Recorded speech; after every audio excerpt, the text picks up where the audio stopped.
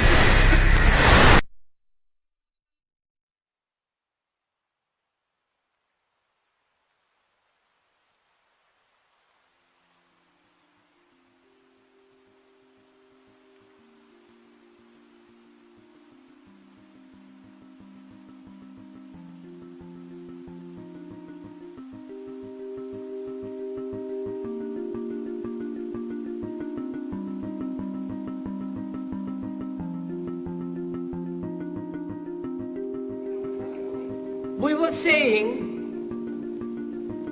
how very important it is to bring about in the human mind the radical revolution. The crisis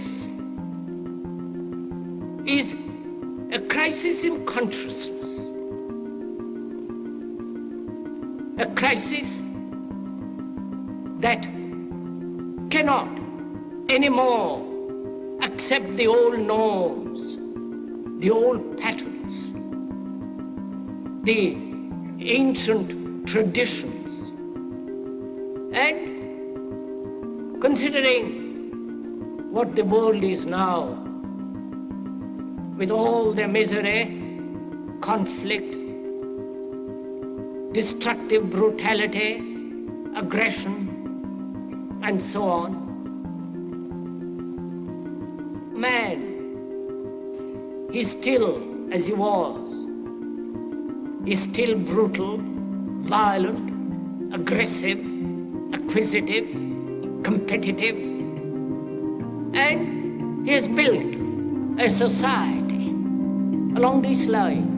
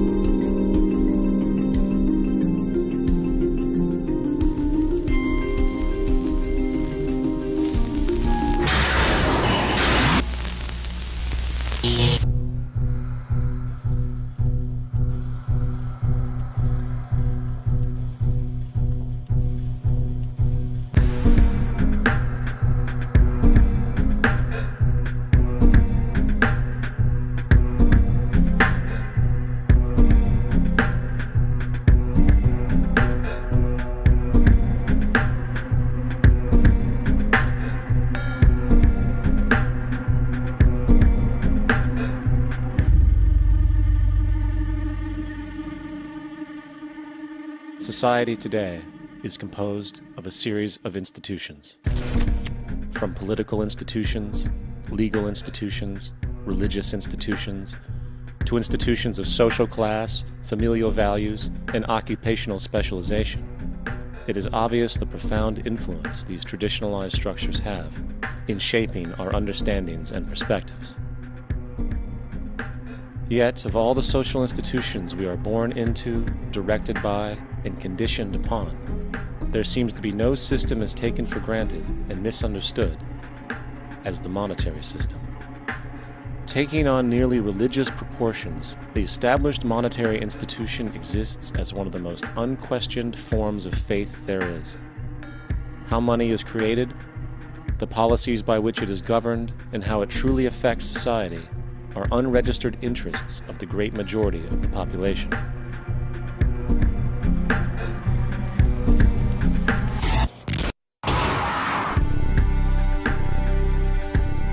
In a world where 1% of the population owns 40% of the planet's wealth, in a world where 34,000 children die every single day from poverty and preventable diseases, and where 50% of the world's population lives on less than $2 a day, one thing is clear: something is very wrong. And whether we are aware of it or not, the lifeblood of all of our established institutions, and thus society itself, is money. Therefore, understanding this institution of monetary policy is critical to understanding why our lives are the way they are. Unfortunately, economics is often viewed with confusion and boredom. Endless streams of financial jargon coupled with intimidating mathematics quickly deters people from attempts at understanding it. However, the fact is, the complexity associated with the financial system is a mere mask, designed to conceal one of the most socially paralyzing structures humanity has ever endured.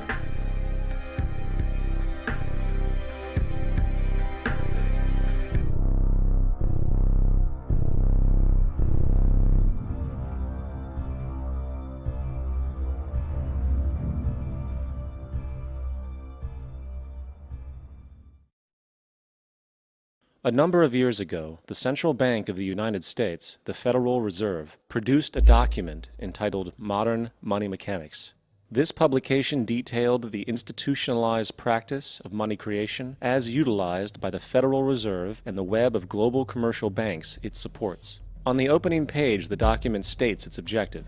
The purpose of this booklet is to describe the basic process of money creation in a fractional reserve banking system. It then proceeds to describe this fractional reserve process through various banking terminology, a translation of which goes something like this. The United States government decides it needs some money, so it calls up the Federal Reserve and requests, say, $10 billion. The Fed replies, saying, sure, we'll buy $10 billion in government bonds from you. So the government takes some pieces of paper, paints some official-looking designs on them, and calls them treasury bonds. Then it puts a value on these bonds to the sum of $10 billion and sends them over to the Fed. In turn, the people at the Fed draw up a bunch of impressive pieces of paper themselves, only this time calling them Federal Reserve notes, also designating a value of $10 billion to the Fed. The Fed then takes these notes and trades them for the bonds. Once this exchange is complete, the government then takes the $10 billion in Federal Reserve notes and deposits it into a bank account.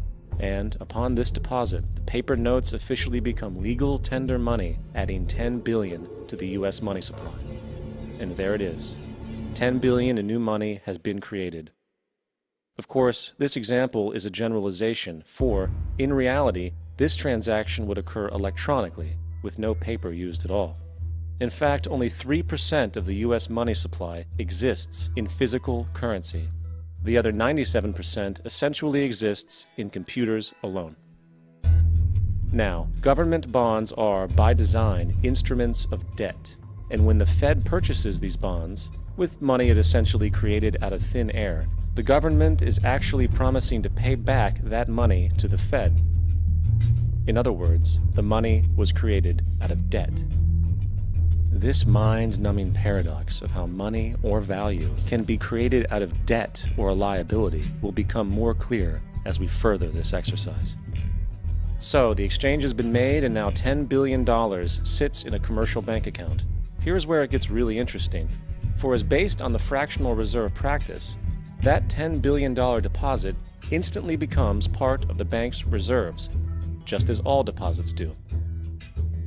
And regarding reserve requirements, as stated in Modern Money Mechanics, a bank must maintain legally required reserves equal to a prescribed percentage of its deposits. It then quantifies this by stating, under current regulations, the reserve requirement against most transaction accounts is 10%. This means that with a $10 billion deposit, 10% or $1 billion is held as the required reserve, while the other $9 billion is considered an excessive reserve and can be used as the basis for new loans. Now, it is logical to assume that this $9 billion is literally coming out of the existing $10 billion deposit. However, this is actually not the case. What really happens is that the $9 billion is simply created out of thin air on top of the existing $10 billion deposit. This is how the money supply is expanded. As stated in modern money mechanics, of course they, the banks, do not really pay out loans from the money they receive as deposits. If they did this, no additional money would be created. What they do when they make loans is to accept promissory notes, loan contracts, in exchange for credits, money, to the borrower's transaction accounts. In other words, the $9 billion can be created out of nothing simply because there is a demand for such a loan and that there is a $10 billion deposit to satisfy the reserve requirements. Now, let's assume that somebody walks into this bank and borrows the newly available $9 billion. They will then most likely take that money and deposit it into their own bank account. The process then repeats, for that deposit becomes part of the bank's reserves. 10% is isolated, and in turn 90% of the $9 billion, or $8.1 billion, is now available as newly created money for more loans. And of course, that 8.1 can be loaned out and redeposited, creating an additional 7.2 billion, to 6.5 billion, to 5.9 billion, etc. This deposit money creation loan cycle can technically go on to infinity. The average mathematical result is that about $90 billion can be created on top of the original $10 billion. In other words, for every deposit that ever occurs in the banking system, about 9 times that amount can be created out of thin air. Money jitters? Ask the obliging Bank of America for a jar of soothing instant money, M-O-N-E-Y, in the form of a convenient personal loan. So, now that we understand how money is created by this fractional reserve banking system, a logical yet elusive question might come to mind. What is actually giving this newly created money value? The answer? The money that already exists. The new money essentially steals value from the existing money supply. For the total pool of money is being increased irrespective to demand for goods and services. And as supply and demand finds equilibrium, prices rise, diminishing the purchasing power of each individual dollar. This is generally referred to as inflation, and inflation is essentially a hidden tax on the public. What is the advice that you generally get? And that is inflate the currency. They don't say debase the currency. They don't say devalue the currency. They don't say cheat the people who are saved. They say lower the interest rates. The real deception is when we distort the value of money. When we create money out of thin air, we have no savings, and yet there's so-called capital. So my question boils down to this: how in the world can we expect to solve the problems of inflation, that is, the increase in the supply of money, with more inflation? Of course, it can't.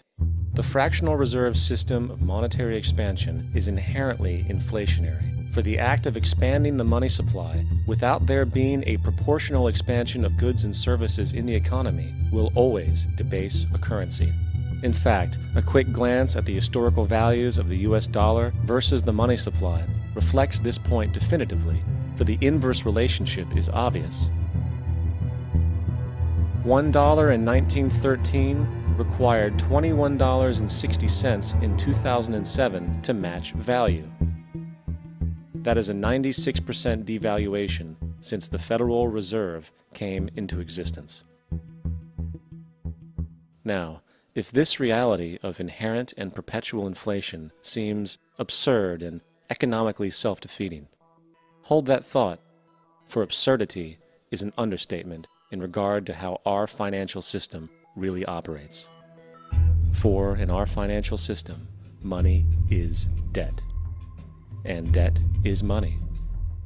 Here is a chart of the U.S. money supply from 1950 to 2006. Here is a chart of the U.S. national debt for the same period. How interesting it is that the trends are virtually the same. For the more money there is, the more debt there is. The more debt there is, the more money there is. To put it a different way, every single dollar in your wallet is owed to somebody by somebody. For remember, The only way the money can come into existence is from loans.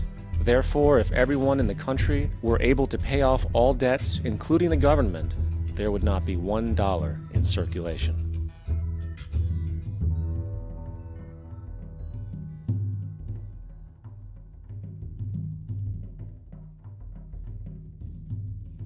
In fact, the last time in American history the national debt was completely paid off was in 1835 after President Andrew Jackson shut down the central bank that preceded the Federal Reserve.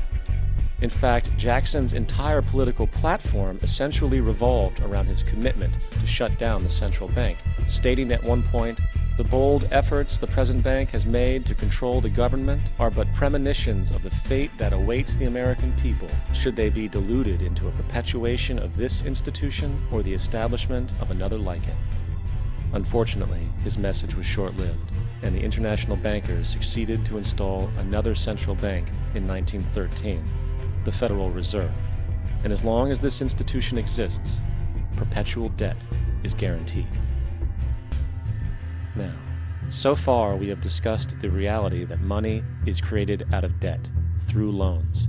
These loans are based on a bank's reserves, and reserves are derived from deposits. And through this fractional reserve system, any one deposit can create 9 times its original value, in turn debasing the existing money supply, raising prices in society. And since all this money is created out of debt and circulated randomly through commerce, people become detached from their original debt, and a disequilibrium exists where people are forced to compete for labor in order to pool enough money out of the money supply to cover their costs of living. As dysfunctional and backwards as all of this might seem, there is still one thing we have omitted from this equation. And it is this element of the structure which reveals the truly fraudulent nature of the system itself: the application of interest. When the government borrows money from the Fed, or when a person borrows money from a bank, it almost always has to be paid back with accrued interest. In other words, almost every single dollar that exists must be eventually returned to a bank with interest paid as well.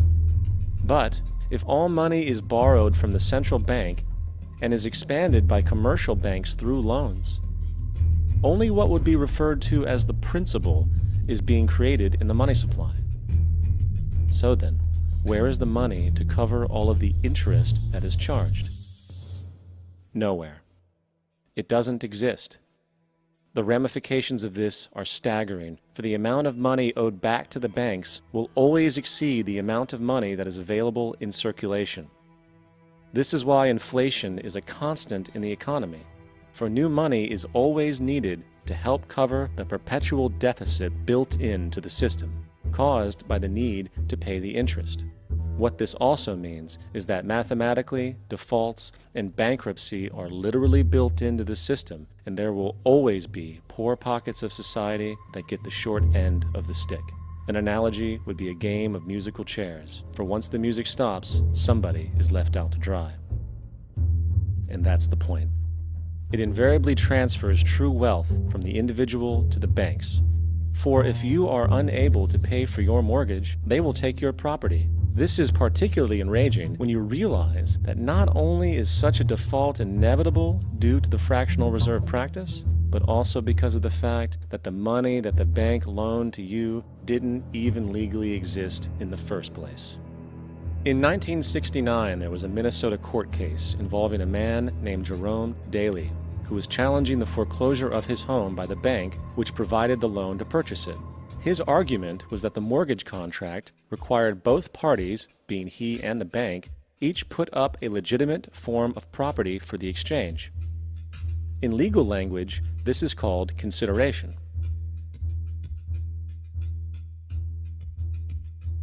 Mr. Daly explained that the money was, in fact, not the property of the bank, for it was created out of nothing as soon as the loan agreement was signed. Remember what modern money mechanics stated about loans?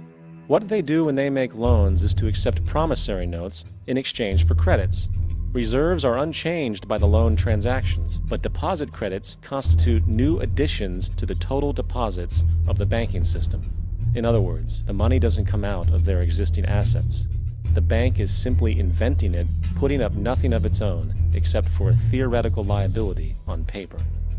As the court case progressed, the bank's president, Mr. Morgan, took the stand, and in the judge's personal memorandum, he recalled that the plaintiff, bank's president, admitted that, in combination with the Federal Reserve Bank, did create the money and credit upon its books by bookkeeping entry. The money and credit first came into existence when they created it. Mr. Morgan admitted that no United States law or statute existed which gave him the right to do this. A lawful consideration must exist and be tendered to support the note. The jury found that there was no lawful consideration, and I agree. He also poetically added, "Only God can create something of value out of nothing." And upon this revelation, the court rejected the bank's claim for foreclosure, and Daley kept his home. The implications of this court decision are immense. For every time you borrow money from a bank, whether it is a mortgage loan or a credit card charge, the money given to you is not only counterfeit, it is an illegitimate form of consideration, and hence voids the contract to repay, for the bank never had the money as property to begin with. Unfortunately, such legal realizations are suppressed and ignored, and the game of perpetual wealth transfer and perpetual debt continues. And this brings us to the ultimate question: why? During the American Civil War, President Lincoln bypassed the high-interest loans offered by the European banks and decided to do what the Founding Fathers advocated, which was to create an independent and inherently debt-free currency. It was called the greenback. Shortly after this measure was taken, an internal document circulated between private British and American banking interests stated, "Slavery is but the owning of labor and carries with it the care of laborers, while the European plan is that capital shall control labor by controlling wages. This can be done by controlling the money. It will not do to allow the greenback, as we cannot control that." The fractional reserve policy perpetrated by the Federal Reserve, which has spread in practice to the great majority of banks in the world, is, in fact, a system of modern slavery. Think about it. Money is created out of debt. And what do people do when they are in debt? They submit to employment to pay it off. But if money can only be created out of loans, how can society ever be debt-free? It can't. And that's the point. And it is the fear of losing assets coupled with the struggle to keep up with the perpetual debt and inflation inherent in the system, compounded by the inescapable scarcity within the money supply itself, created by the interest that can never be repaid, that keeps the wage slave in line, running on the hamster wheel with millions of others, in effect powering an empire that truly benefits only the elite at the top of the pyramid. For, at the end of the day, who are you really working for? The banks. Money is created in a bank and invariably ends up in a bank. They are the true masters, along with the corporations and governments they support. Physical slavery requires people to be housed and fed. Economic slavery requires people to feed and house themselves. It is one of the most ingenious scams for social manipulation ever created, and at its core, it is an invisible war against the population. Debt is the weapon used to conquer and enslave societies, and interest is its prime ammunition. And as the majority walks around oblivious to this reality, the banks, in collusion with governments and corporations, continue to perfect and expand their tactics of economic warfare, spawning new bases, such as the World Bank and International Monetary Fund, while also inventing a new type of soldier, the birth of the economic hitman.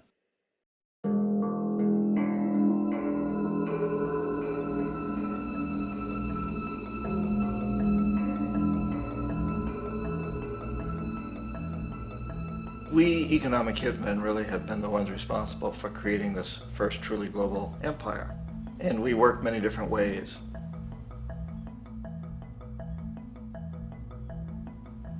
But perhaps the most common is that we will identify a country that has resources our corporations covet, like oil, and then arrange a huge loan to that country from the World Bank or one of its sister organizations. But the money never actually goes to the country. Instead, it goes to our big corporations to build infrastructure projects in that country, power plants, industrial parks, ports, things that benefit a few rich people in that country, in addition to our corporations, but really don't help the majority of the people at all. However, those people, the whole country is left holding a huge debt. It's such a big debt they can't repay it, and that's part of the plan, that they can't repay it. And so at some point, we economic hitmen go back to them and say, listen, you owe us a lot of money, can't pay your debts, so sell your oil real cheap to our oil companies. Allow us to build a military base in your country, or send troops in support of ours to someplace in the world like Iraq, or vote with us on the next UN vote. To have their electric utility company privatized and their water and sewage system privatized and sold to U.S. corporations or other multinational corporations. So there was that whole mushrooming thing, and it's so typical of the way the IMF and the World Bank work, that you put a country in debt, it's such a big debt it can't pay it, and then you offer to refinance that debt and pay even more interest. And you demand this quid pro quo, which you call a conditionality or good governance, which means basically that they've got to sell off their resources, including many of their social services, their utility companies, their school systems sometimes, their penal systems, their insurance systems, to foreign corporations. So it's a double, triple, quadruple whammy. The precedent for economic hitmen really began back in the early 50s when democratically elected Mossadegh, who was elected in Iran, he was considered to be the hope for democracy in the Middle East and around the world. He was Time Magazine's Man of the Year. But one of the things that he'd run on and began to implement was the idea that foreign oil companies needed to pay the Iranian people a lot more for the oil that they were taking out of Iran. The Iranian people should benefit from their own oil. Strange policy. We didn't like that, of course. But we were afraid to do what we normally were doing, which was to send in the military. Instead, we sent in one CIA agent, Kermit Roosevelt, Teddy Roosevelt's relative. And Kermit went in with a few $1 million and was very, very effective and efficient. And in a short amount of time, he managed to get Mossadegh overthrown and brought in the Shah of Iran to replace him, who always was favorable to oil. And it was extremely effective. Mobs overflow Tehran. Army officers shout that Mossadegh has surrendered and his regime as virtual dictator of Iran is ended. Pictures of the Shah are paraded through the streets as sentiment reverses. The Shah is welcomed home. So back here in the United States, in Washington, people looked around and said, wow, that was easy and cheap. So this established a whole new way of manipulating countries, of creating empire. The only problem with Roosevelt was that he was a card-carrying CIA agent, and had he been caught, the ramifications could have been pretty serious. So very quickly at that point, the decision was made to use private consultants to channel the money through the World Bank or the IMF or one of the other such agencies, to bring in people like me who worked for private companies, so that if we got caught, there would be no governmental ramifications.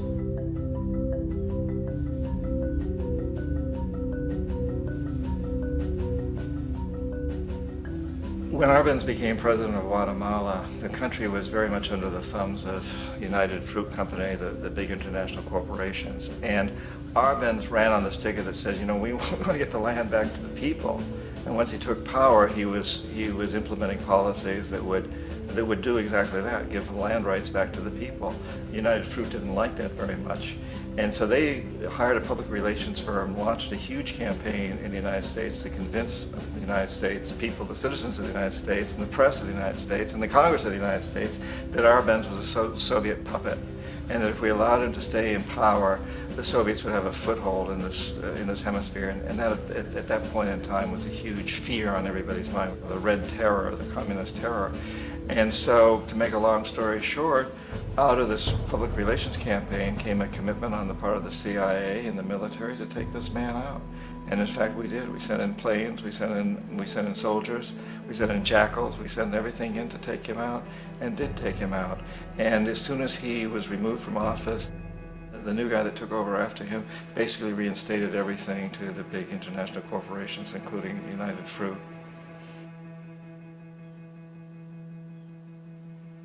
Ecuador for many, many years had been ruled by pro-US dictators, often relatively brutal.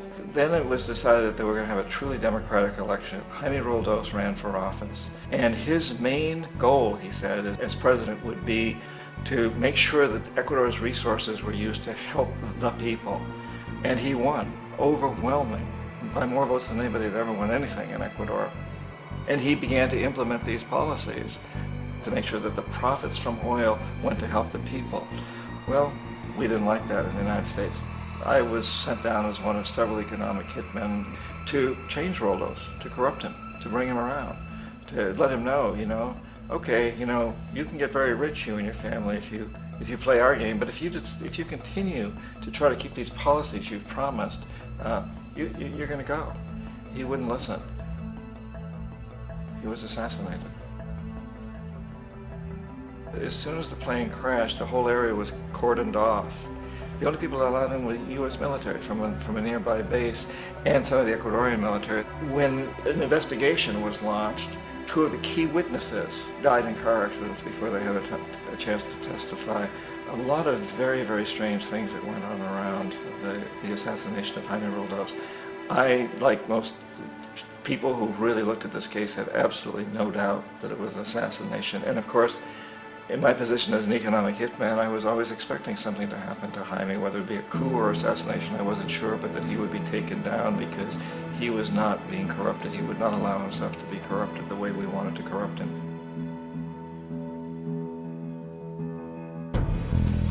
Omar Torrijos, president of Panama, was one of my favorite people. I really, really liked him. He was very charismatic. He was a guy who really wanted to help his country.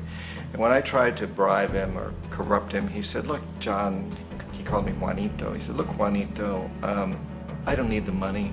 What I really need is for my country to be treated fairly. I need for the United States to repay the debts that you owe my people for all the destruction you've done here. I need to be in a position where I can help other Latin American countries win their independence and be free of this terrible presence from the north that you people are exploiting us so badly. I need to have the Panama Canal back in the hands of the Panamanian people. That's what I want. And so, leave me alone. Don't try to bribe me. It was 1981, and in May, Jaime Roldos was assassinated. And Omar was very aware of this. Torrijos got his family together and he said, I'm probably next, but it's okay because I've done what I came here to do. I've renegotiated the canal. The canal will now be in our hands. He just finished negotiating the treaty with Jimmy Carter. In June of that same year, just a couple of months later, he also went down in an airplane crash, which there's no question was executed by CIA-sponsored jackals. Tremendous amount of evidence that one of Torrijos' security guards handed him at the last moment as he was getting on the plane a tape recorder, a small tape recorder that contained a bomb.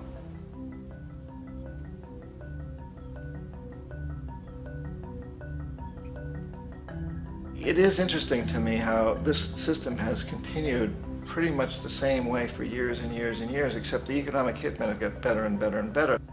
Then we come up with, very recently, what happened in Venezuela. In 1998, Hugo Chavez gets elected president, following a long line of presidents who had been very corrupt and basically destroyed the economy of the country. And Chavez was elected amidst all that. Chavez stood up to the United States, and he's done it primarily demanding that Venezuelan oil be used to help the Venezuelan people. Well, we didn't like that in the United States. So in 2002, a coup was staged, which there's no question in my mind, and most other people's minds, that the CIA was behind that coup.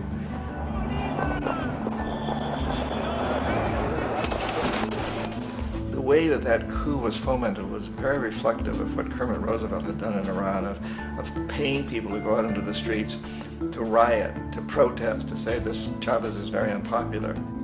You know, if you can get a few thousand people to do that, television can make it look like it's the whole country, and things start to mushroom. Except in the case of Chavez, he was smart enough, and the people were so strongly behind him that they overcame it, which was a phenomenal moment in the history of Latin America.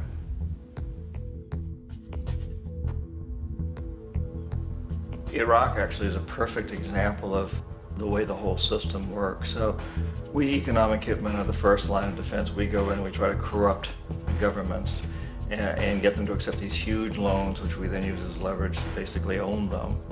If we fail, as I failed in Panama with Omar Torrijos and in Ecuador with Jaime Roldos, men who refused to be corrupted, then the second line of defense is we send in the jackals. And the jackals either overthrow governments or they assassinate. And once that happens and a new government comes in, and boy, it's going to toe the line because the new president knows what will happen if he doesn't. In the case of Iraq, both of those things failed. Economic hitmen were not able to get through to Saddam Hussein. We tried very hard. We tried to get him to accept a deal very similar to what the House of Saud had accepted in Saudi Arabia, but he wouldn't accept it. And so the jackals went in to take him out. They couldn't do it. His security was very good. After all, he had one time worked for the CIA. He'd been hired to assassinate a former president of Iraq and failed, but he knew the system. So in '91, we send in the troops and we take out the Iraqi military. So we assume at that point that Saddam Hussein is going to come around. We could have taken him out, of course, at that time, but we didn't want him. He's the kind of strong man we like. He controls his people. We thought he could control the Kurds and keep the Iranians in their border and keep pumping oil for us. And that once we took out his military, now he's going to come around. So the economic hitmen go back in the 90s without success. If they'd had success, he'd still be running the country. We'd be selling him all the fighter jets he wants and everything else he wants. But they couldn't, they didn't have success. The jackals couldn't take him out again, so we sent the military in once again, and this time we did the complete job and took him out, and in the process created for ourselves some very, very lucrative construction deals. We had to reconstruct a country that we'd essentially destroyed, which is a pretty good deal if you own construction companies, big ones. So, you know, Iraq shows the three stages. The economic hitmen failed there, the jackals failed there, and as a final measure, the military goes in. And in that way, we've really created an empire, but we've done it very, very subtly.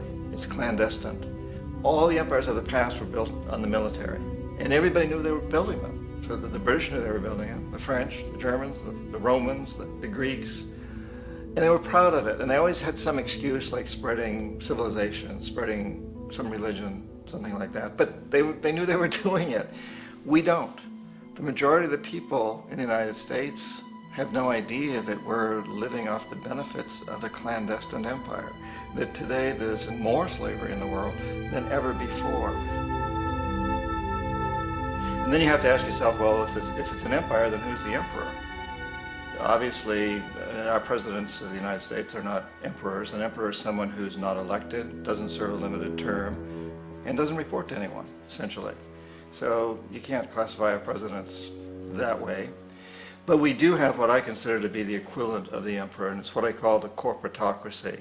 The corporatocracy is this group of individuals who run our biggest corporations, and they really act as the emperor of this empire.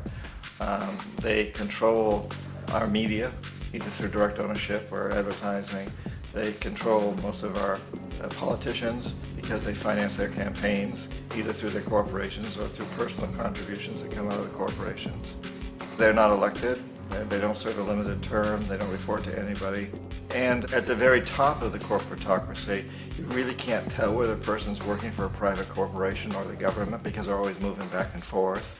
So, you know, you've got a guy who one moment is the president of a big construction company like Halliburton, and the next moment he's vice president of the United States, or the president who is in the oil business. And this is true whether you've got Democrats or Republicans in the office. You have to moving back and forth through the revolving door. And in a way, Our government is invisible a lot of the time, and its policies are carried out by our corporations on one level or another. And then again, the policies of the government are basically forged by the corporatocracy and then presented to the government. They become government policy. So it's an incredibly cozy relationship. This isn't a conspiracy theory type of thing. These people don't have to get together and plot to do things. They all basically work under one primary assumption, and that is that they must maximize profits regardless of the social and environmental costs.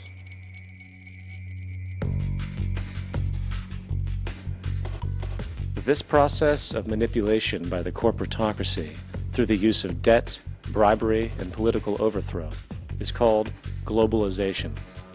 Just as the Federal Reserve keeps the American public in a position of indentured servitude through perpetual debt, inflation, and interest, the World Bank and IMF serve this role on a global scale. The basic scam is simple. Put a country in debt either by its own indiscretion or through corrupting the leader of that country, then impose conditionalities or structural adjustment policies, often consisting of the following. Currency devaluation. When the value of a currency drops, so does everything valued in it. This makes indigenous resources available to predator countries at a fraction of their worth. Large funding cuts for social programs. These usually include education and healthcare, compromising the well-being and integrity of the society, leaving the public vulnerable to exploitation. Privatization of state-owned enterprises. This means that socially important systems can be purchased and regulated by foreign corporations for profit. For example, in 1999, the World Bank insisted that the Bolivian government sell the public water system of its third largest city to a subsidy of the U.S. corporation Bechtel.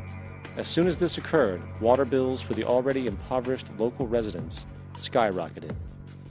It wasn't until after a full-blown revolt by the people that the Bechtel contract was nullified.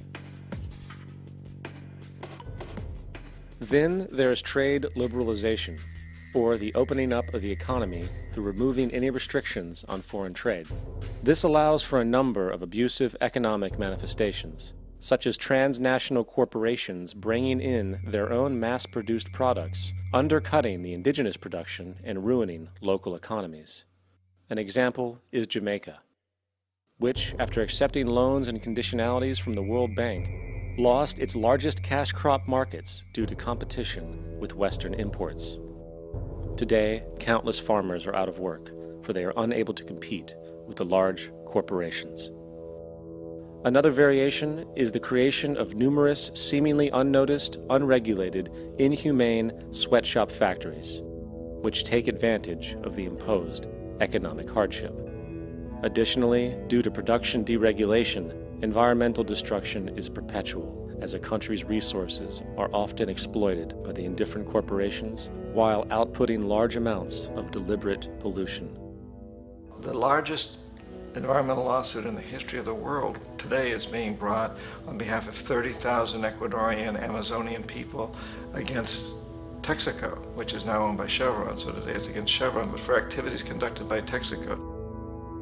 Estimated to be more than 18 times what the Exxon Valdez dumped into the coast of Alaska. In the case of Ecuador, it wasn't an accident. The oil companies did it intentionally. They knew they were doing it to save money out there rather than arranging for proper disposal.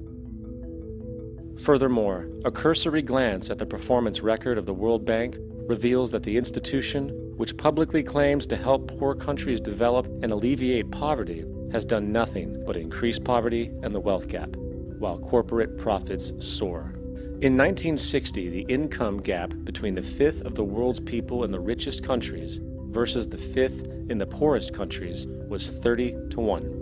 By 1998, it was 74 to 1. While global GNP rose 40% between 1970 and 1985, those in poverty actually increased by 17%. While from 1985 to 2000, those living on less than $1 a day increased by 18%. Even the Joint Economic Committee of the U.S. Congress admitted that there is a mere 40% success rate of all World Bank projects. In the late 1960s, the World Bank intervened in Ecuador with large loans. During the next 30 years, poverty grew from 50% to 70%. Under or unemployment grew from 15 to 70%. Public debt increased from 240 million to 16 billion, while the share of resources allocated to the poor went from 20% to 6%. In fact, by the year 2000, 50% of Ecuador's national budget had to be allocated for paying its debts. It is important to understand the World Bank is, in fact, a U.S. bank, supporting U.S. interests. For the United States holds veto power over decisions, as it is the largest provider of capital. And where did it get this money? You guessed it, it made it out of thin air through the fractional reserve banking system. Of the world's top 100 economies, as based on annual GDP, 51 are corporations, and 47 of that 51 are US-based. Walmart, General Motors, and Exxon are more economically powerful than Saudi Arabia, Poland, Norway, South Africa, Finland, Indonesia, and many others. And as protective trade barriers are broken down, currencies tossed together and manipulated in floating markets, and state economies overturned in favor of open competition and global capitalism, the empire expands. You get up on your little 21-inch screen and howl about America and democracy. There is no America. There is no democracy. There is only IBM and ITT and AT&T and DuPont, Dow, Union Carbide, and Exxon. Those are the nations of the world today. What do you think the Russians talk about in their councils of state? Karl Marx? They get out their linear programming charts, statistical decision theories, minimax solutions, and compute the price-cost probabilities of their transactions and investments, just like we do. We no longer live in a world of nations and ideologies, Mr. Beale. The world is a college of corporations, inexorably determined by the immutable bylaws of business. The world is a business, Mr. Beale.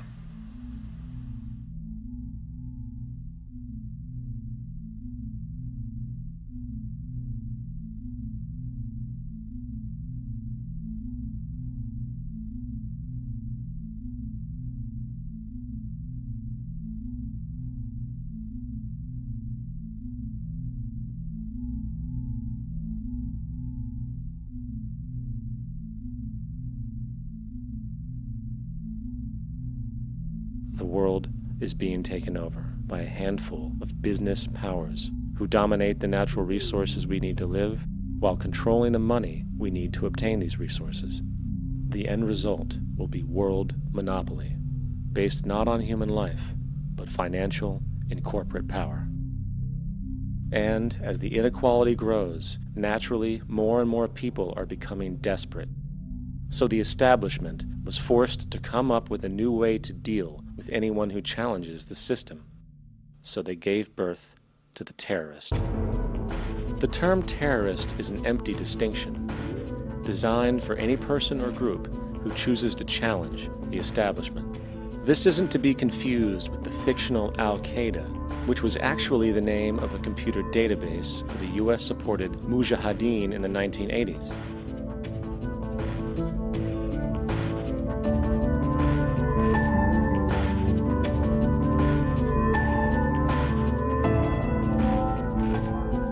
In 2007, the Department of Defense received $161.8 billion for the so-called global war on terrorism. According to the National Counterterrorism Center, in 2004, roughly 2,000 people were killed internationally due to supposed terrorist acts.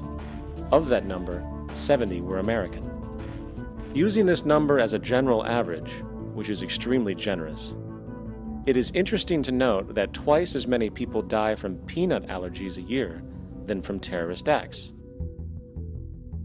Concurrently, the leading cause of death in America is coronary heart disease, killing roughly 450,000 each year. And in 2007, the government's allocation of funds for research on this issue was about $3 billion. This means that the U.S. government in 2007 spent 54 times the amount for preventing terrorism than it spent for preventing a disease which kills 6,600 times more people annually than terrorism does. Yet, as the name terrorism and Al-Qaeda are arbitrarily stamped on every news report relating to any action taken against U.S. interests, the myth grows wider. In mid-2008, the U.S. Attorney General actually proposed that the U.S. Congress officially declare war against the fantasy. Not to mention, as of July 2008, there are now over 1 million people currently on the U.S. terrorist watch list. These so-called counterterrorism measures, of course, have nothing to do with social protection, and everything to do with preserving the establishment amongst the growing anti-American sentiment both domestically and internationally, which is legitimately founded on the greed-based corporate empire expansion that is exploiting the world. The true terrorists of our world do not meet at the docks at midnight or scream Allah Akbar before some violent action. The true terrorists of our world wear $5,000 suits and work in the highest positions of finance, government, and business. So, what do? How do we stop a system of greed and corruption that has so much power and momentum? How do we stop this aberrant group behavior which feels no compassion for, say, the millions slaughtered in Iraq and Afghanistan, so the corporatocracy can control energy resources and opium production for Wall Street profit?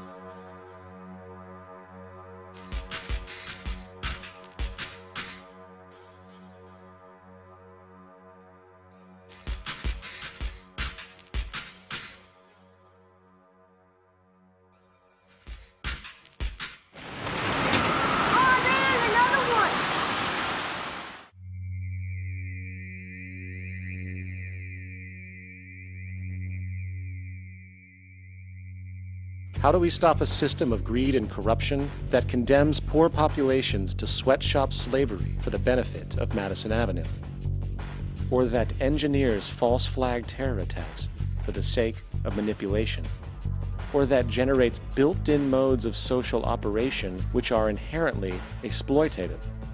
Or that systematically reduces civil liberties and violates human rights in order to protect itself from its own shortcomings? How do we deal with the numerous covert institutions, such as the Council on Foreign Relations, the Trilateral Commission, and the Bilderberg Group, and other undemocratically elected groups which, behind closed doors, collude to control the political, financial, social, and environmental elements of our lives? In order to find the answer, we must first find the true underlying cause.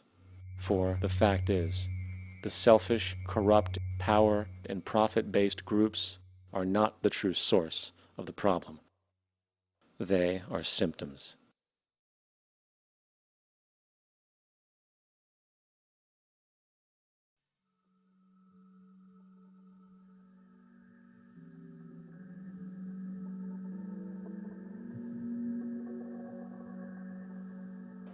My name is Jock Fresco. I'm an industrial designer and a social engineer. I'm very much interested in society in developing a system that might be sustainable for all people. First of all, the word corruption is a monetary invention. That aberrant behavior that's disruptive to the well-being of people, Well, you're dealing with human behavior. And human behavior appears to be environmentally determined, meaning if you were raised by the Seminole Indians as a baby, never saw anything else, you'd hold that value system. And this goes for nations, it goes for individuals, for families. They try to indoctrinate their children to their particular faith and their country and make them feel like they're part of that. And they build a society which they call established. They establish a workable point of view and tend to perpetuate that, whereas all societies are really emergent, not established. And so they fight new ideas that would interfere with the establishment. Governments try to perpetuate that which keeps them in power. People are not elected to political office to change things. They're put there to keep things the way they are. So you see, the basis of corruption is in our society. Let me make it clear. All nations, then, are basically corrupt because they tend to uphold existing institutions. I don't mean to uphold or downgrade all nations, but communism, socialism, fascism, the free enterprise system, and all other subcultures are the same. They are all basically corrupt. The most fundamental characteristic of our social institutions is the necessity for self-preservation. Whether dealing with a corporation, a religion, or a government, the foremost interest is to preserve the institution itself. For instance, the last thing an oil company would ever want is the utilization of energy that was outside of its control, for it makes that company less relevant to society. Likewise, the Cold War and the collapse of the Soviet Union was, in reality, a way to preserve and perpetuate the established economic and global hegemony of the United States. Similarly, religions condition people to feel guilty for natural inclinations, each claiming to offer the only path to forgiveness and salvation. At the heart of this institutional self-preservation lies the monetary system, for it is money that provides the means for power and survival. Therefore, just as a poor person might be forced to steal in order to survive, it is a natural inclination to do whatever is needed to continue an institution's profitability.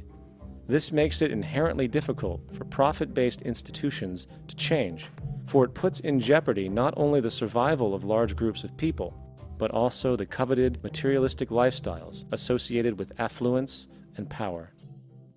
Therefore, the paralyzing necessity to preserve an institution, regardless of its social relevance, is largely rooted in the need for money or profit.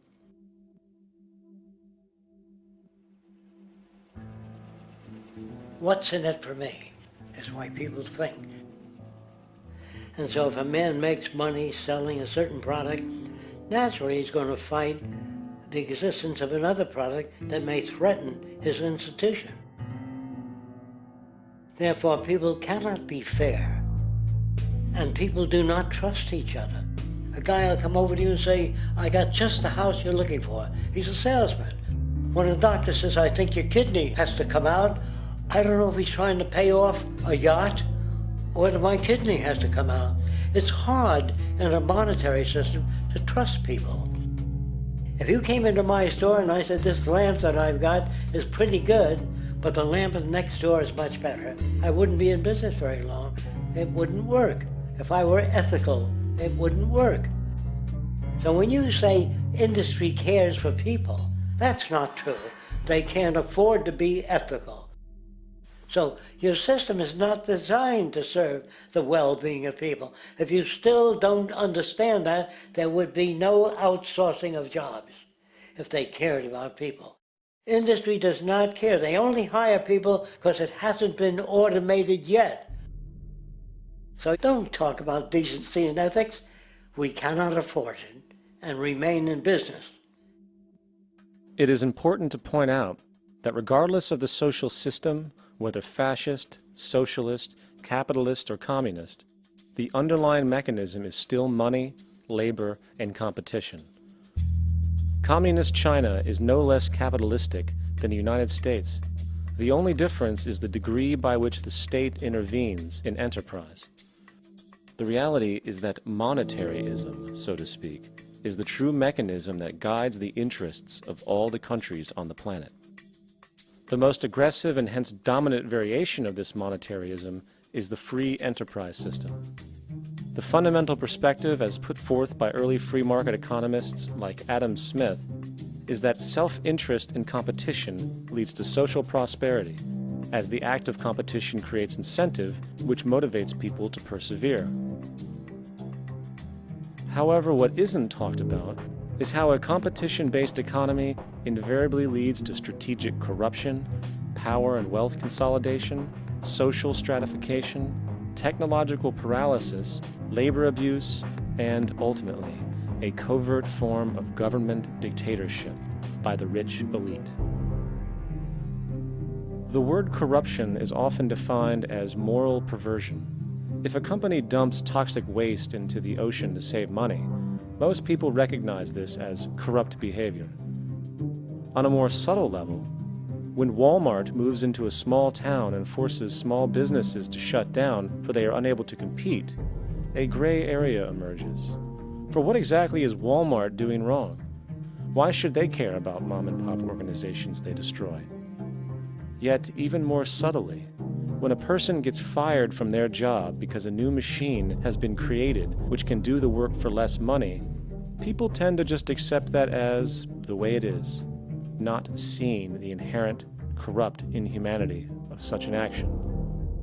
Because the fact is, whether it is dumping toxic waste, having a monopoly enterprise, or downsizing the workforce, the motive is the same: profit.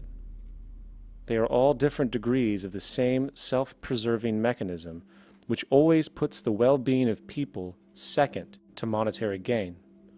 Therefore, corruption is not some byproduct of monetaryism. It is the very foundation. And while most people acknowledge this tendency on one level or another, the majority remains naive as to the broad ramifications of having such a selfish mechanism as the guiding mentality in society.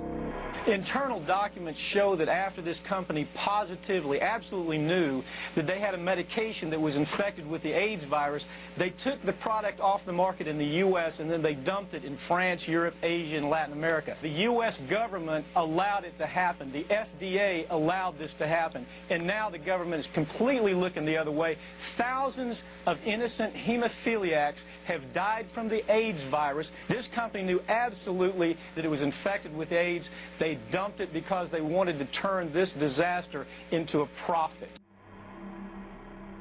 So you see, you have built-in corruption. We're all chiseling off each other, and you can't expect decency and that sort of thing. And feeling that, they don't know who to elect. They think in terms of a democracy, which is not possible in a monetary-based economy.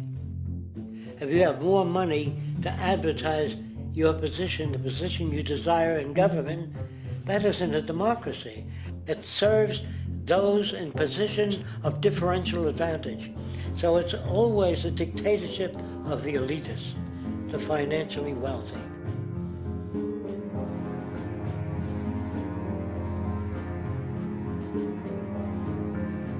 It is an interesting observation to note how seemingly unknown personalities magically appear on the scene as presidential candidates. Then, before you know it, somehow you are left to choose from a small group of extremely wealthy people who suspiciously have the same broad social view. Obviously, it's a joke. The people placed on the ballot are done so because they have been pre-decided to be acceptable by the established financial powers who actually run the show. Yet, many who understand this illusion of democracy often think, if only we could just get our honest, ethical politicians in power, then we would be okay. Well, while this idea, of course, seems reasonable in our established-oriented worldview, it is, unfortunately, another fallacy. For when it really comes down to what is actually important, the institution of politics, and thus politicians themselves, have absolutely no true relevance as to what makes our world and society function. It's not politicians that can solve problems. They have no technical capabilities. They don't know how to solve problems. Even if they were sincere, they don't know how to solve problems. It's the technicians that produce the desalination plants. It's the technicians that give you electricity, that give you motor vehicles, that heat your house and cool it in the summertime. It's technology that solves problems, not politics. Politics cannot solve problems because they're not trained to do so. Very few people today stop and consider what it is that actually improves their lives. Is it money? Obviously not. One cannot eat money or stuff money into their car to get it to run. Is it politics? All politicians can do is create laws, establish budgets, and declare war. Is it religion? Of course not. Religion creates nothing except intangible emotional solace for those who require it. The true gift that we as human beings have, which has been solely responsible for everything that has improved our lives, is technology. What is technology?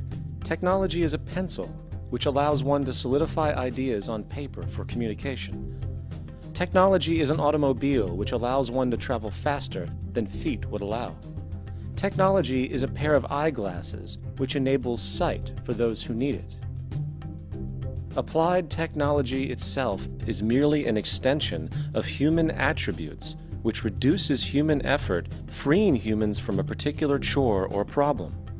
Imagine what your life would be like today without a telephone, or an oven, or a computer, or an airplane.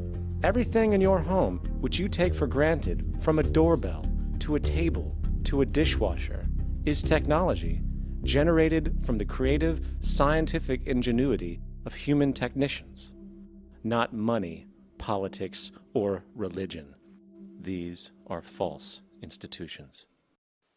And writing your congressman is fantastic. They tell you to write your congressman if you want something done. The men in Washington should be at the forefront of technology, the forefront of human studies, the forefront of crime, all the factors that shape human behavior. You don't have to write your congressman. What kind of people are they that are appointed to do that job? The future will have great difficulty. And the question that's raised by politicians is, how much will a project cost? The question is not how much will it cost. Do we have the resources? And we have the resources today to house everyone, build hospitals all over the world, build schools all over the world, the finest equipment and labs for teaching and doing medical research. So you see, we have all that, but we're in a monetary system. And in a monetary system, there's profit. And what is the fundamental mechanism that drives the profit system besides self-interest? What is it exactly that maintains that competitive edge at its core? Is it high efficiency and sustainability? No. That isn't part of their design. Nothing produced in our profit-based society is even remotely sustainable or efficient. If it was, there wouldn't be a multi-million-dollar-a-year service industry for automobiles, nor would the average lifespan for most electronics be less than 3 months before they're obsolete. Is it abundance? Absolutely not. Abundance, as based on the laws of supply and demand, is actually a negative thing. If a diamond company finds 10 times the usual amount of diamonds during their mining, it means the supply of diamonds has increased, which means the cost and profit per diamond drops.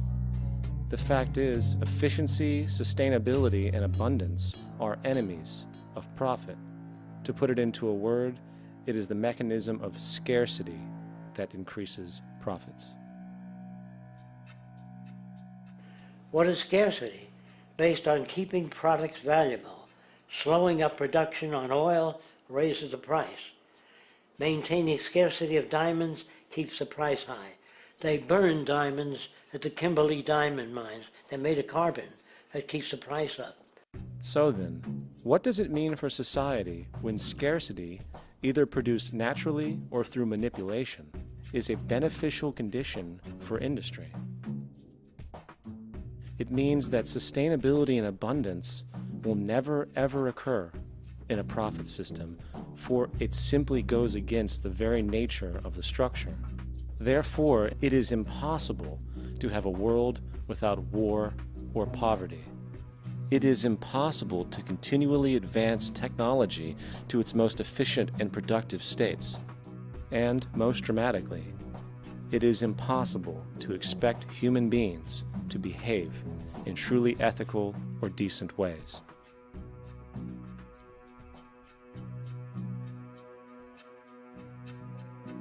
People use the word instinct because they can't account for the behavior. They sit back and they evaluate with their lack of knowledge, and they say things like, humans are built a certain way, greed is a natural thing, as though they've worked for years on it, and it's no more natural than wearing clothing.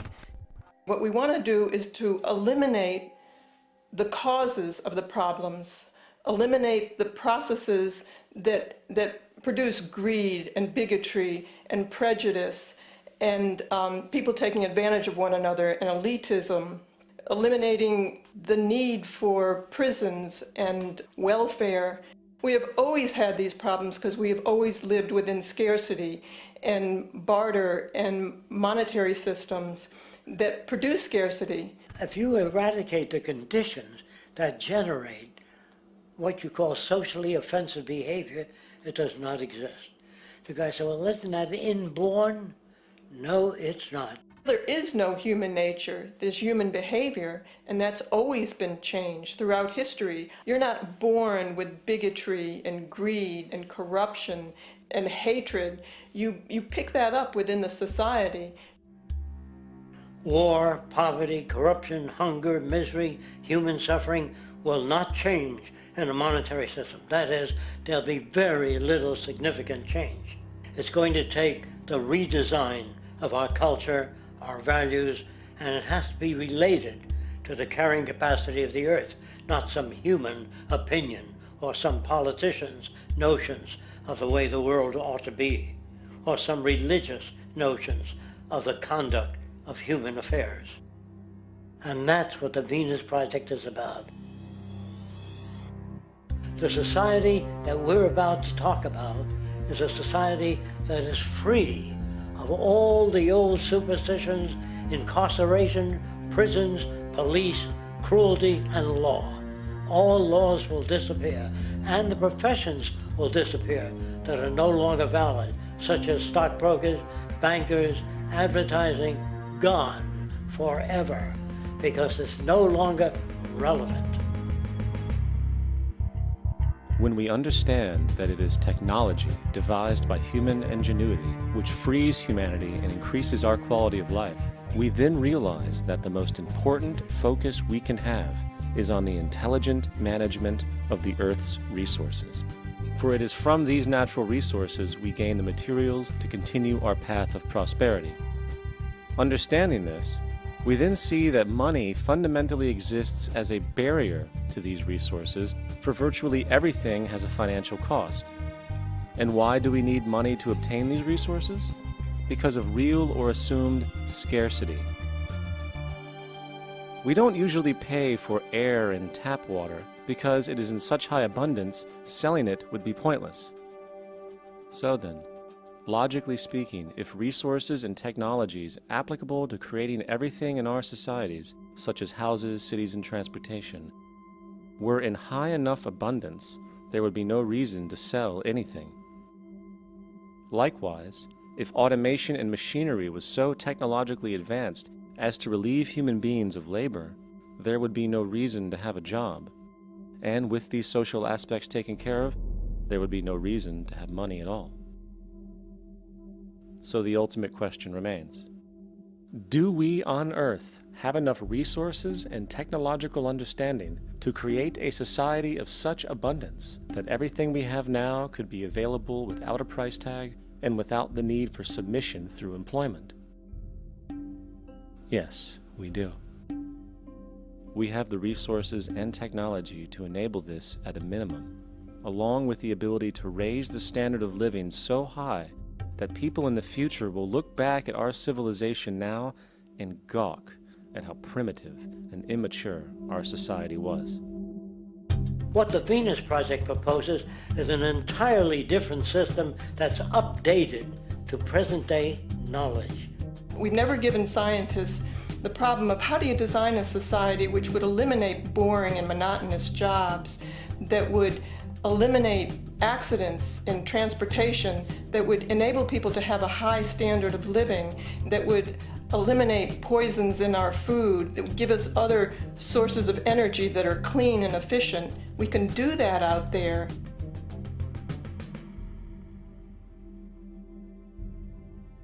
The major difference between a resource-based economy and a monetary system is that a resource-based economy is really concerned with people and their well-being, where a monetary system has become so distorted that the concerns of the people are really secondary, if they're there at all. The products that are turned out are for how much money you can get. If there is a problem in society and you can't earn money from solving that problem, then it won't be done.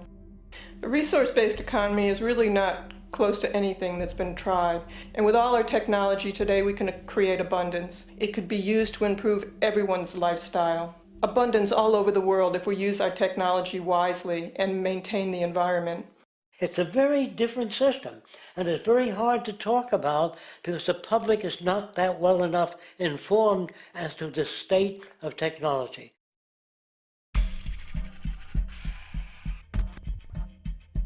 At present, we don't have to burn fossil fuels.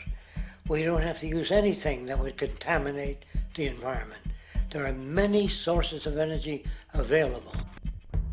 Alternative energy solutions pushed by the establishment, such as hydrogen, biomass, and even nuclear, are highly insufficient, dangerous, and exist only to perpetuate the profit structure that industry has created. When we look beyond the propaganda and self-serving solutions put forth by the energy companies, we find a seemingly endless stream of clean, abundant, and renewable energy for generating power. Solar and wind energy are well known to the public, but the true potential of these mediums remains unexpressed. Solar energy, derived from the sun, has such abundance that 1 hour of light at high noon contains more energy than what the entire world consumes in a year. If we could capture 1/100% of this energy, the world would never have to use oil, gas, or anything else. The question then is not availability, but the technology to harness it. And there are many advanced mediums today which could accomplish just that, if they were not hindered by the need to compete for market share with the established energy power structures. Then there's wind energy. Wind energy has long been denounced as weak, and due to being location-driven, impractical. This is simply not true. The U.S. Department of Energy admitted in 2007 that if wind was fully harvested in just 3 of America's 50 states, it could power the entire nation. And then there are the rather unknown mediums of tidal and wave power. Tidal power is derived from tidal shifts in the ocean. Installing turbines which capture this movement generates energy. In the United Kingdom, 42 sites are currently noted as available, forecasting that 34% of all the UK's energy could come from tidal power alone. Wave power, which extracts energy from the surface motions of the ocean, is estimated to have a global potential of up to 80,000 terawatt-hours a year. This means 50% of the entire planet's energy usage could be produced from this medium alone. Now, it is important to point out that tidal, wave, solar, and wind power requires virtually no preliminary energy to harness, unlike coal, oil, gas, biomass, hydrogen, and all the others. In combination, these 4 mediums alone, if efficiently harnessed through technology, could power the world forever. That being said, there happens to be another form of clean, renewable energy which trumps them all: geothermal power. Geothermal energy utilizes what is called heat mining, which, through a simple process using water, is able to generate massive amounts of clean energy. In 2006, an MIT report on geothermal energy found that 13,000 zettajoules of power are currently available in the Earth, with the possibility of 2,000 zettajoules being easily tappable with improved technology. The total energy consumption of all the countries on the planet is about half of a zettajoule a year. This means about 4,000 years of planetary power could be harnessed in this medium alone. And when we understand that the Earth's heat generation is constantly renewed, this energy is really limitless and could be used forever. These energy sources are only a few of the clean, renewable mediums available, and as time goes on, we will find more. The grand realization is that we have total energy abundance without the need for pollution, traditional conservation, or in fact, a price tag. And what about transportation? The prevailing means of transportation in our societies is by automobile and aircraft, both of which predominantly need fossil fuels to run. In the case of the automobile, the battery technology needed to power an electric car that can go over 100 miles an hour for over 200 miles on one charge exists, and has existed for many years. However, due to battery patents controlled by the oil industry, which limits their availability to maintain market share, coupled with political pressure from the energy industry, the accessibility and affordability of this technology is limited. There is absolutely no reason other than pure, corrupt profit interest that every single vehicle in the world cannot be electric and utterly clean, with zero need for gasoline. As far as airplanes, it is time we realize that this means of travel is inefficient, cumbersome, slow, and causes far too much pollution. This is a maglev train. It uses magnets for propulsion. It is fully suspended by a magnetic field and requires less than 2% of the energy used for plane travel. The train has no wheels, so nothing can wear out. The current maximum speed of versions of this technology, as used in Japan, is 361 miles per hour. However, this version of the technology is very dated. An organization called ET3, which has connections with the Venus Project, has established a tube-based maglev that can travel up to 4,000 miles per hour in a motionless, frictionless tube, which can go over land or underwater. Imagine going from LA to New York for an extended lunch break, or from Washington, D.C. to Beijing, China in 2 hours. This is the future of continental and intercontinental travel, fast, clean, with only a fraction of the energy usage we use today for the same means. In fact, between maglev technology, advanced battery storage, and geothermal energy, there would be no reason to ever burn fossil fuels again. And we can do this now if we were not held back by the paralyzing profit structure. Now, America is inclined toward fascism. It has a propensity by its dominant philosophy and religion to uphold the fascist point of view. American industry is essentially a fascist institution. If you don't understand that, the minute you punch that time clock, you walk into a dictatorship. We're given notions about the respectability of work, and I really look at it as being paid slavery. They're brought up to believe that you shall earn your living by the sweat of your brow. That holds people back, freeing people from drudgery, repetitive jobs which make them ignorant. You rob them. In our society, that is a resource-based economy, machines free people. You see, we can't imagine that because we've never known that kind of world. If we look back at history, we see a very clear pattern of machine automation slowly replacing human labor. From the disappearance of the elevator man to the near full automation of an automobile production plant, the fact is, as technology grows, the need for humans in the workforce will continually be diminished.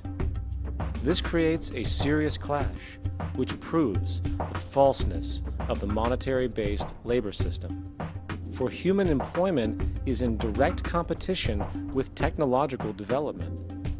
Therefore, given the fundamental priority of profit by industry, people through time will be continually laid off and replaced by machine.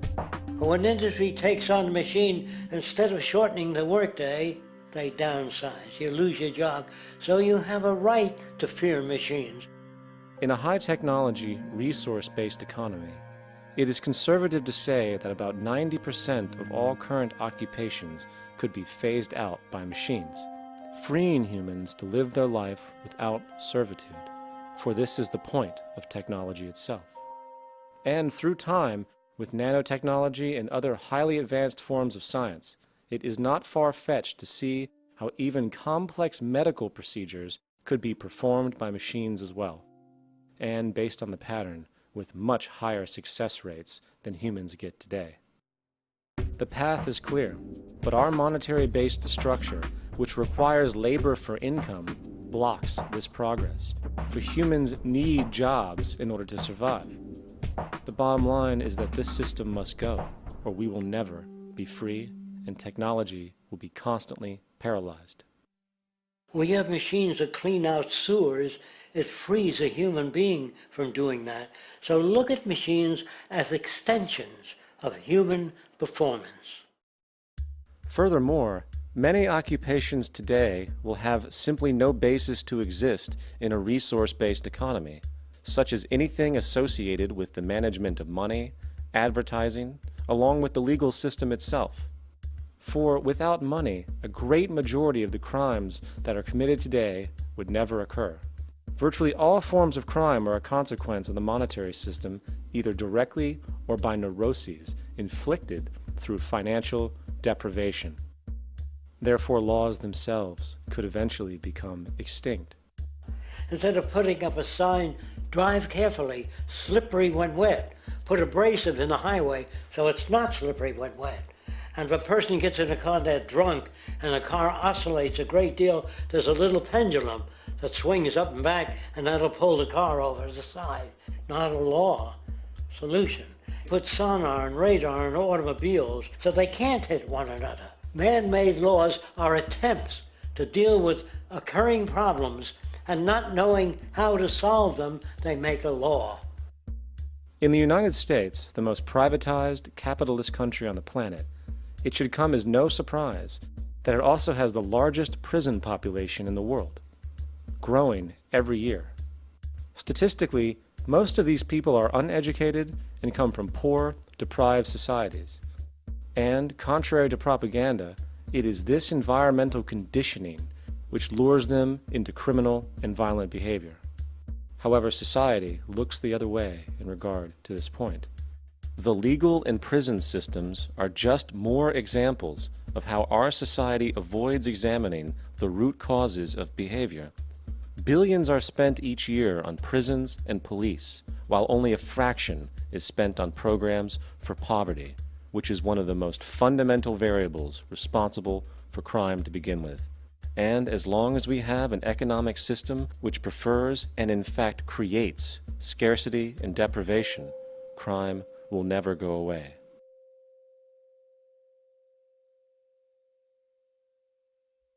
If people have access to the necessities of life without servitude, debt, barter, trade, they behave very differently.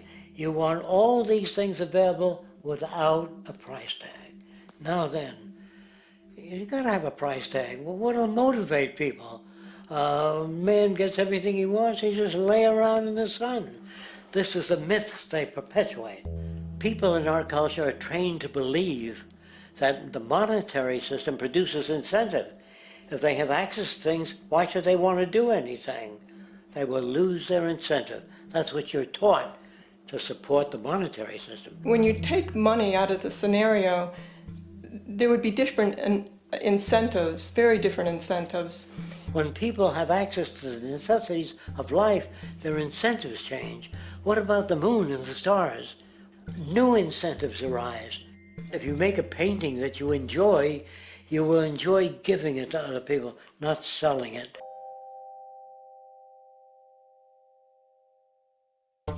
I think most of the education that I've seen today is essentially producing a person for a job. It's very specialized. They're not generalists. People don't know a lot about a lot of different subjects.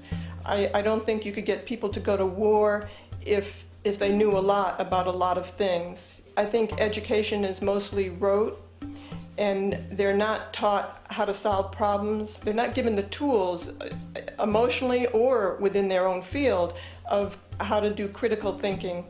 A resource-based economy, the education would be very different. Our society's major concern is mental development and to motivate each person to their highest potential. Because our philosophy is the smarter people are, the richer the world, because everybody becomes a contributor.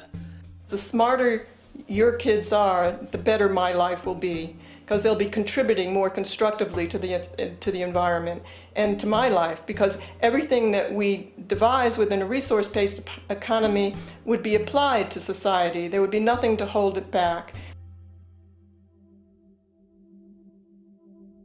Patriotism, weapons, armies, navies, all that is a sign that we're not civilized yet. Kids will ask their parents, "Didn't you see the necessity of machines? Dad, couldn't you see that war was inevitable when you produce scarcity? Isn't it obvious?" Of course the kid will understand that you were pinheads, raised merely to serve the established institutions.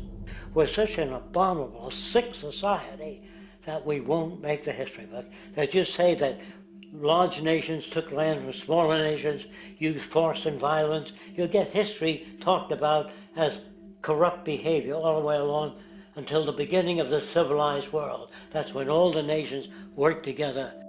World unification, working toward common good for all human beings, and without anyone being subservient to anyone else. Without social stratification, whether it be technical elitism or any other kind of elitism, eradicated from the face of the earth. The state does nothing because there is no state. There is no state. The system I advocate, a resource-based global economy, is not perfect. It's just a lot better than what we have. We can never achieve perfection.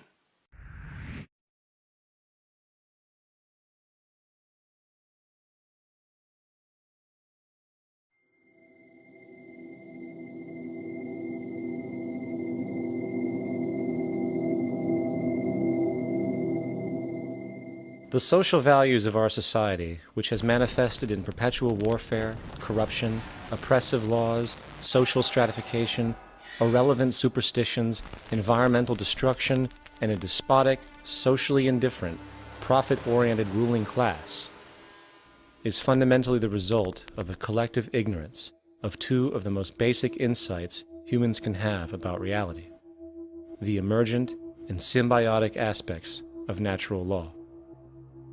The emergent nature of reality is that all systems, whether it is knowledge, society, technology, philosophy, or any other creation, will, when uninhibited, undergo fluid, perpetual change. What we consider commonplace today, such as modern communication and transportation, would have been unimaginable in ancient times. Likewise, the future will contain technologies, realizations, and social structures that we cannot even fathom in the present. We have gone from alchemy to chemistry, from a geocentric universe to a heliocentric, from believing that demons were the cause of illness to modern medicine. This development shows no sign of ending, and it is this awareness that aligns us and leads us on a continuous path to growth and progress. Static, empirical knowledge does not exist. Rather, it is the insight of the emergence of all systems we must recognize. This means we must be open to new information at all times, even if it threatens our current belief system and hence identities. Sadly, society today has failed to recognize this, and the established institutions continue to paralyze growth by preserving outdated social structures. Simultaneously, the population suffers from a fear of change, for their conditioning assumes a static identity, and challenging one's belief system usually results in insult and apprehension, for being wrong is erroneously associated with failure, when, in fact, to be proven wrong should be celebrated, for it is elevating someone to a new level of understanding, furthering awareness. The fact is, there is no such thing as a smart human being, for it is merely a matter of time before their ideas are updated, changed, or eradicated. And this tendency to blindly hold on to a belief system, sheltering it from new, possibly transforming information, is nothing less than a form of intellectual materialism. The monetary system perpetuates this materialism not only by its self-preserving structures, but also through the countless number of people who have been conditioned into blindly and thoughtlessly upholding these structures, therefore becoming self-appointed guardians of the status quo. Sheep, which no longer need a sheepdog to control them, for they control each other by ostracizing those who step out of the norm. This tendency to resist change and uphold existing institutions for the sake of identity, comfort, power, and profit is completely unsustainable and will only produce further imbalance, fragmentation, distortion, and invariably, destruction. It's time to change. From hunters and gatherers to the agricultural revolution to the industrial revolution, the pattern is clear. It is time for a new social system which reflects the understandings we have today. The monetary system is a product of a period of time where scarcity was a reality. Now, with the age of technology, it is no longer relevant to society. Gone with the aberrant behavior it manifests. Likewise, dominant worldviews, such as theistic religion, operate with the same social irrelevancy. Islam, Christianity, Judaism, Hinduism, and all of the others exist as barriers to personal and social growth, for each group perpetuates a closed worldview, and this finite understanding that they acknowledge is simply not possible in an emergent universe. Yet, religion has succeeded in shutting down the awareness of this emergence by instilling the psychological distortion of faith upon its followers, where logic and new information is rejected in favor of traditionalized, outdated beliefs. The concept of God is really a method of accounting for the nature of things. In the early days, people didn't know enough about how things formed, how nature worked, so they invented their own little stories. And they made God in their own image. A guy that gets angry. When people don't behave right, he creates floods and earthquakes. And they say it's an act of God. A cursory glance at the suppressed history of religion reveals that even the foundational myths themselves are emergent culminations, developed through influence over time. For example, a cardinal doctrine of the Christian faith is the death and resurrection of Christ. This notion is so important that the Bible itself states, "And if Christ be not risen, then is our preaching vain, and your faith is also vain." Yet it is very difficult to take this account literally, for not only is there no primary source denoting this supernatural event in secular history, awareness of the enormous number of pre-Christian saviors who also died and were resurrected immediately puts the story in mythological territory by association. Early church figures such as Tertullian went to great lengths to break these associations, even claiming that the devil caused the similarities to occur, stating in the 2nd century, "The devil, whose business is to pervert the truth, mimics the exact circumstance of the divine sacraments. He baptizes his believers and promises forgiveness of sins. He celebrates the oblation of bread and brings in the symbol of the resurrection. Let us therefore acknowledge the craftiness of the devil, who copied certain things of those that be divine." What is truly sad, however, is that when we cease the idea that the stories from Christianity, Judaism, Islam, and all the others are literal history, and accept them for what they really are, which are purely allegorical expressions, derived from many faiths, we see that all religions share a common thread, and it is this unifying imperative that needs to be recognized and appreciated. Religious belief has caused more fragmentation and conflict than any other ideology. Christianity alone has 34,000 different subgroups. The Bible is subject to interpretation. When you read it, you say, I think Jesus meant this. I think Job meant that. Oh no, he meant this. So you have the Lutheran, the Seventh-day Adventist, the Catholic, and a church divided is no church at all. And a church divided is no church at all. And this point on division, which is a trademark of all theistic religions, brings us to our second failure of awareness, the false assumption of separation through the rejection of the symbiotic relationship of life. Apart from the understanding that all natural systems are emergent, where all notions of reality will be constantly developed, altered, and even eradicated, we must also understand that all systems are, in fact, invented fragments, merely for the sake of conversation. For there is no such thing as independence in nature. The whole of nature is a unified system of interdependent variables, each a cause and a reaction, existing only as a concentrated whole. You don't see the plug connected to the environment, so it looks like we're free, wandering around. Take the oxygen away, we all die immediately. Take plant life away, we die. And without the sun, all the plants die. So we are connected. We really must take into account the totality. This isn't just a human experience on this planet. This is a total experience. And we know we can't survive without plants and animals. We know we can't survive without the four elements, you know. And so when are we going to really start taking that into account? That's what it is to be successful. Success depends on how well we relate to everything around us. I'm very aware of the fact that my grandson cannot possibly hope to inherit a sustainable, peaceful, stable, socially just world unless every child today growing up in Ethiopia, in Indonesia, in Bolivia, in Palestine, in Israel also has that same expectation. You got to take care of the whole community or you're going to have serious problems. And now we have to see that the whole world is the community, and we must all take care of each other that way. And it's not just a community of human beings, it's a community of plants and animals and elements. And we really need to understand that. That's what's going to bring us joy too, and pleasure.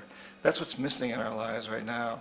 We can call it spirituality, but the fact of the matter is joy comes from that bliss of connectedness.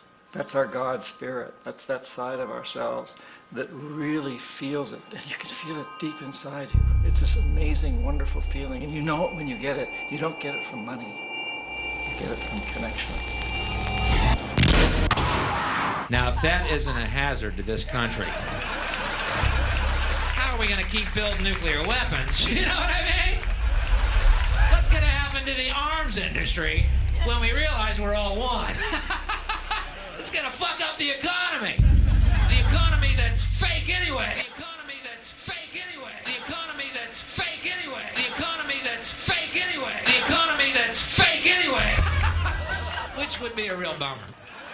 You can see why the government's cracking down on the idea of experiencing unconditional love.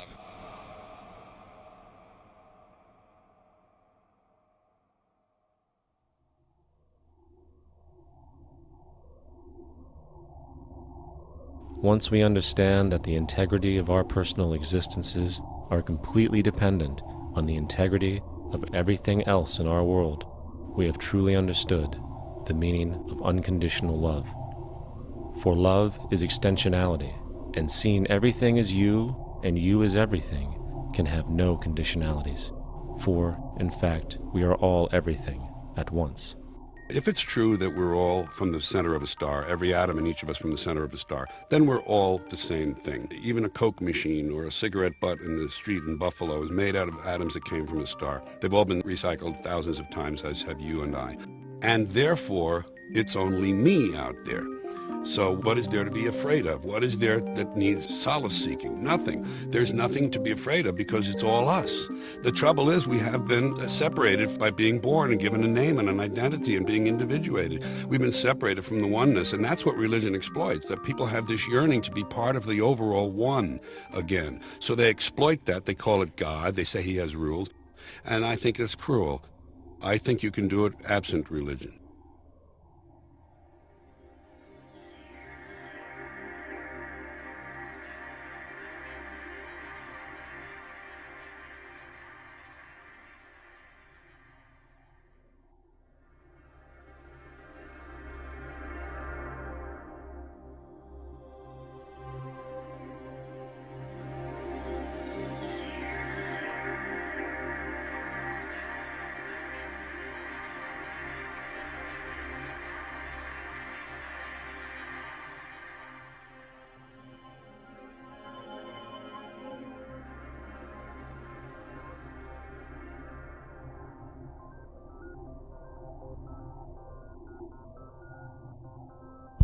It's time to claim the unity our outmoded social systems have broken apart, and work together to create a sustainable global society where everyone is taken care of and everyone is truly free. Your personal beliefs, whatever they may be, are meaningless when it comes to the necessities of life. Every human being is born naked, needing warmth, food, water, shelter. Everything else is auxiliary. Therefore, the most important issue at hand is the intelligent management of the Earth's resources. This can never be accomplished in a monetary system, for the pursuit of profit is the pursuit of self-interest, and therefore imbalance is inherent. Simultaneously, politicians are useless, for our true problems in life are technical, not political. Furthermore, ideologies that separate humanity, such as religion, need strong reflection in the community in regard to its value, purpose, and social relevancy. Hopefully, through time, religion will lose its materialism and basis in superstition and move into the useful field of philosophy. The fact is, society today is backwards, with politicians constantly talking about protection and security rather than creation, unity, and progress. The U.S. alone now spends about $500 billion annually on defense. That is enough to send every high school senior in America to a four-year college. In the 1940s, the Manhattan Project produced the first true weapon of mass destruction. This program employed 130,000 people at an extreme financial cost. Imagine what our life would be like today if that group of scientists, instead of working on a way of killing people, worked on a way to create a self-sustaining, abundant world. Life today would be very, very different if that was their goal. Instead of weapons of mass destruction, it is time to unleash something much more powerful. Weapons of mass creation. Our true divinity is in our ability to create, and armed with the understanding of the symbiotic connections of life, while being guided by the emergent nature of reality, there is nothing we cannot do or accomplish. Of course, we face strong barriers in the form of established power structures that refuse to change. At the heart of these structures is the monetary system. As explained earlier, the fractional reserve policy is a form of slavery through debt, where it is literally impossible for society to be free. In turn, free market capitalism in the form of free trade uses debt to imprison the world and manipulate countries into subservience to a handful of large business and political powers. Apart from these obvious amoralities, the system itself is based on competition, which immediately destroys the possibility of large-scale collaborations for the common good, hence paralyzing any attempt at true global sustainability. These financial and corporate structures are now obsolete, and they must be outgrown. Of course, we cannot be naive enough to think that the business and financial elite are going to subscribe to this idea, for they will lose power and control. Therefore, peaceful yet highly strategic action must be taken. The most powerful course of action is simple. We have to alter our behavior to force the power structure to the will of the people. We must stop supporting the system. The only way the establishment will change is by our refusal to participate, while continuously acknowledging its endless flaws and corruptions. They're not going to give up the monetary system because of our designs of what we recommend. The system has to fail, and people have to lose confidence in their elected leaders. That will be a major turning point if the Venus Project is offered as a possible alternative. If not, I fear the consequences. The trends now indicate that our country is going bankrupt. The probability is our country will move toward a military dictatorship to prevent riots and complete social breakdown. Once the U.S. breaks down, all the other cultures will undergo similar things. As of now, the world financial system is on the brink of collapse due to its own shortcomings. The Comptroller of Currency stated in 2003 that the interest on the U.S. national debt will not be affordable in less than 10 years. This theoretically means total bankruptcy for the U.S. economy, and its implications for the world are immense. In turn, the fractional reserve-based monetary system is reaching its theoretical limits of expansion, and the banking failures you are seeing are just the beginning. This is why inflation is skyrocketing, all debt is at record levels, and the government and Fed are hemorrhaging new money to bail out the corrupt system. For the only way to keep the banks going is by making more money. The only way to make more money is to create more debt and inflation. It is simply a matter of time before the tables turn and there is no one willing to take new loans, while defaults grow, as people are unable to afford their current loans. Then the expansion of money will stop, and contraction will begin on a scale never before seen, ending a century-long pyramid scheme. This has already begun. Therefore, we need to expose this financial failure for what it is, using this weakness to our advantage. Here are some suggestions. Expose the banking fraud. Citibank, JP Morgan Chase, and Bank of America are the most powerful controllers within the corrupt Federal Reserve System. It's time to boycott these institutions. If you have a bank account or a credit card with any of them, move your money to another bank. If you have a mortgage, refinance with another bank. If you own their stock, sell it. If you work for them, quit. This gesture will express contempt for the true powers behind the private banking cartel known as the Federal Reserve, and create awareness about the fraud of the banking system itself. 2. Turn off the TV news. Visit the emerging independent news agencies on the internet for your information. CNN, NBC, ABC, Fox, and all the others present all news pre-filtered to maintain the status quo. With 4 corporations owning all major media outlets, objective information is impossible. This is the true beauty of the internet, and the establishment has been losing control because of this free flow of information. We must protect the internet at all times, as it is truly our savior right now.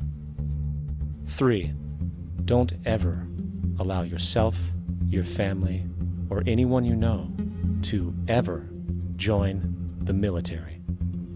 This is an obsolete institution, now used exclusively for maintaining an establishment that is no longer relevant. U.S. soldiers in Iraq work for U.S. corporations, not the people. Propaganda forces us to believe that war is natural and the military is an honorable institution. Well, if war is natural, why are there 18 suicides every single day by American veterans who have post-traumatic stress disorder? If our military men and women are so honored, why is it that 25% of the American homeless population are veterans? 4. Stop supporting the energy companies. If you live in a detached house, get off the grid. Investigate every means of making your home self-sustainable with clean energy. Solar, wind, and other renewable energies are now affordable consumer realities, and considering the never-ending rising cost of traditional energies, it will likely be a cheaper investment over time. If you drive, get the smallest car you can, and consider using one of the many conversion technologies that can enable your car to be a hybrid, electric, or run on anything other than establishment fuels. 5. Reject the political system. The illusion of democracy is an insult to our intelligence. In a monetary system, there is no such thing as a true democracy, and there never was. We have two political parties owned by the same set of corporate lobbyists. They are placed in their positions by the corporations, with popularity artificially projected by their media. In a system of inherent corruption, the change of personnel every couple of years has very little relevance. Instead of pretending that the political game has any true meaning, focus your energy on how to transcend this failed system. And 6. Join the movement. Go to the ZEITGEISTmovement.com and help us create the largest mass movement for social change the world has ever seen. We must mobilize and educate everyone about the inherent corruption of our current world system, along with the only true sustainable solution, declaring all the natural resources on the planet as common heritage to all people, while informing everyone as to the true state of technology and how we can all be free if the world works together rather than fights. The choice lies with you. You can continue to be a slave to the financial system and watch the continuous wars, depressions, and injustice across the globe while placating yourself with vain entertainment and materialistic garbage. Or you can focus your energy on true, meaningful, lasting, holistic change, which actually has the realistic ability to support and free all humans with no one left behind. But in the end, the most relevant change must occur first inside of you. The real revolution is the revolution of consciousness, and each one of us first needs to eliminate the divisionary, materialistic noise we have been conditioned to think is true, while discovering, amplifying, and aligning with the signal coming from our true empirical oneness. It is up to you. What we are trying in all these discussions and talks here is to see if we cannot radically bring about a transformation of the mind. Not accept things as they are, but to understand it, to go into it, to examine it, give your heart and your mind with everything that you have to find out a way of living differently.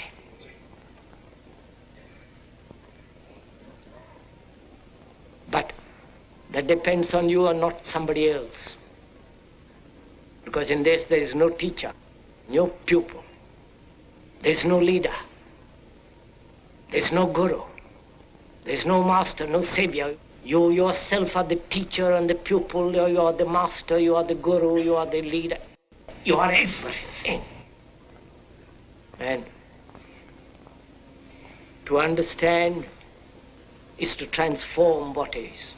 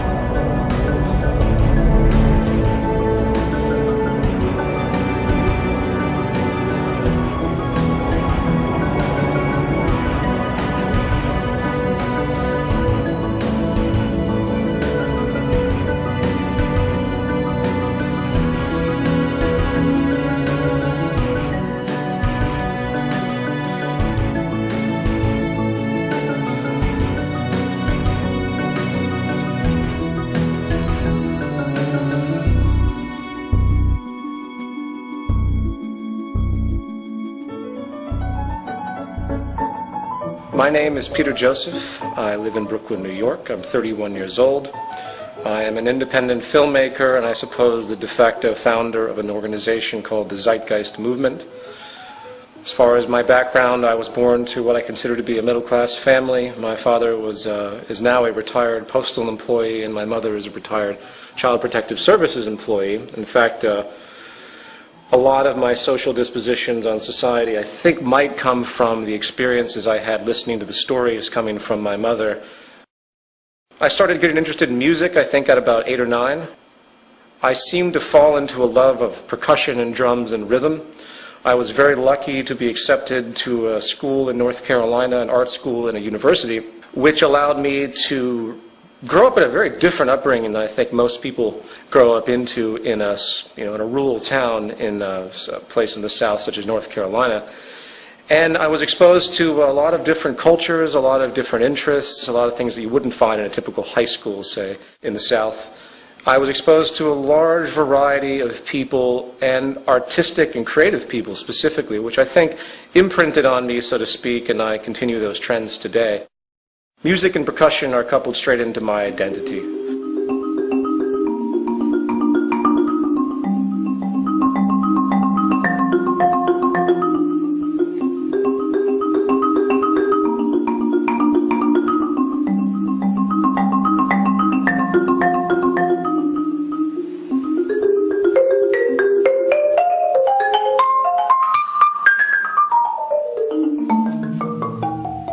People say to me, well, you work with this social organization, but yet you're just a musician, just a musician. There's the credentialism tendency that comes up a lot with anyone that talks about the issues that we talk about in the movement or that have been talked about in the films. And we can talk about that a little bit later as well. But what I'd like to say is that I look at music now as a form of meditation. It's something as an outlet. It maintains my balance.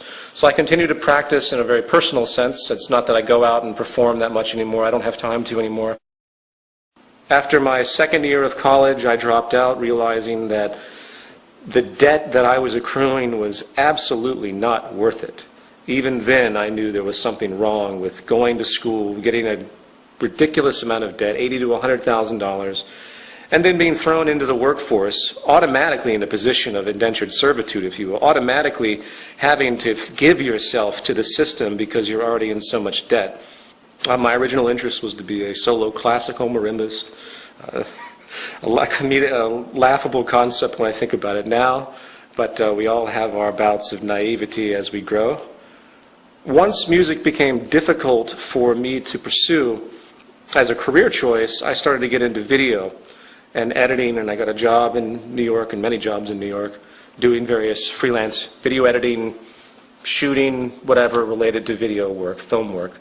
You have to do whatever pays you in this society, and I couldn't really find the niche to make money in music, so I ended up in advertising. I always had a problem with people telling me what to do in the labor force, and I did not like advertising, obviously. I did not like the nonsensical manipulation of people's perceptions so corporations can sell their crap. So I began to pursue work in the financial arena. I began to do day trading, which pattern trading. I was moderately successful. I never had a big capital base, which you really do have to have. But I pulled some change out of the market, and I continued to do it on and off for many, many years. I don't do it anymore because I despise the market system. The way I justified this was it was the only job I could come up with that didn't have a boss or a client, so it represented freedom to me. Granted, trading the stock market has absolutely no social relevance. It contributes nothing to society. You could blow up Wall Street tomorrow and it wouldn't make a damn difference to anything in regard to the natural order of affairs on this planet. So at that stage in my life, I just wanted a way out. I wanted to not have to deal with being a slave to the corporate system anymore. So anyway, that's when I started first investigating economics. And I'm sure you have other questions about that, so I'll stop there. Zeitgeist began as a public performance, an attempt at a vaudevillian concept. What I did was I set up 2 screens, and I had a huge percussion set up in the middle, where I performed. with the videos that were on the two screens. Some of the equipment you see here was used. I've actually sold off most of my equipment, but regardless, I think I have some photographs I can give you. There's only a few that actually were captured, believe it or not, of the original event. I wish I had documented the original event because people keep asking me about it. But nevertheless, it started off as a creative work, a variation on the early vaudevillian concept, film and live music, live performance. And once it was over, you know, it was a free event. I did it for 6 nights, I believe. And people came. I advertised it like crazy. I spent thousands and thousands of dollars. I did it mainly because I had been stuck in the corporate reality, and I just wanted to do something for myself to make myself feel better about a world that's going to shit, essentially. A world that's being dominated by finance. A world that's sick and distorted through religious processes, financial oligarchs. It was just an expression. It was, in fact, a very angry but solemn expression. I never expected it to turn out to be what it was at all. After it was over, I just found myself in a little bit more debt. And I took the work, which, by the way, I had no clearance for. I didn't clear any of the aspects with it. But since the internet is what it is, tossed it up online to see what would happen. Maybe some people would like it. They download it. I get some feedback, whatever. What happened completely blew my mind. I posted it on one website, and from there a chain reaction occurred, and it's pretty much all history from that point on. I couldn't even tell you how it unfolded. All I know is that I got wind of the fact that it was getting a tremendous amount of hits and talked about a lot, so I built a website for it, ZEITGEISTmovie.com, and I just had it up there for free. Then I realized that people wanted it on DVD. I'm like, okay, well, I guess I should try to do that. So I was forced into a very difficult position of getting clearance from all the participants involved, which was very difficult, by the way, because everyone saw dollar signs because it's an internet film that's getting millions of views. So I had to pay out a lot of money to a set number of people to get it going. But there were also people that were just happy to see this information get out there and didn't have any problems with me doing what I call a non-commercial distribution, a $5 DVD for it to be released in some capacity. From there, I got an email from an organization called the Artivist Film Festival, and to my amazement, they wanted to show the film in their festival, which was a packed audience, sold-out audience. At this stage, it was still utterly bewildering to me. This was the same organization, of course, that showed Zeitgeist Addendum the next year. In a world where media is often used to keep us a little dumbed down more than anything else, as far as my opinion is concerned.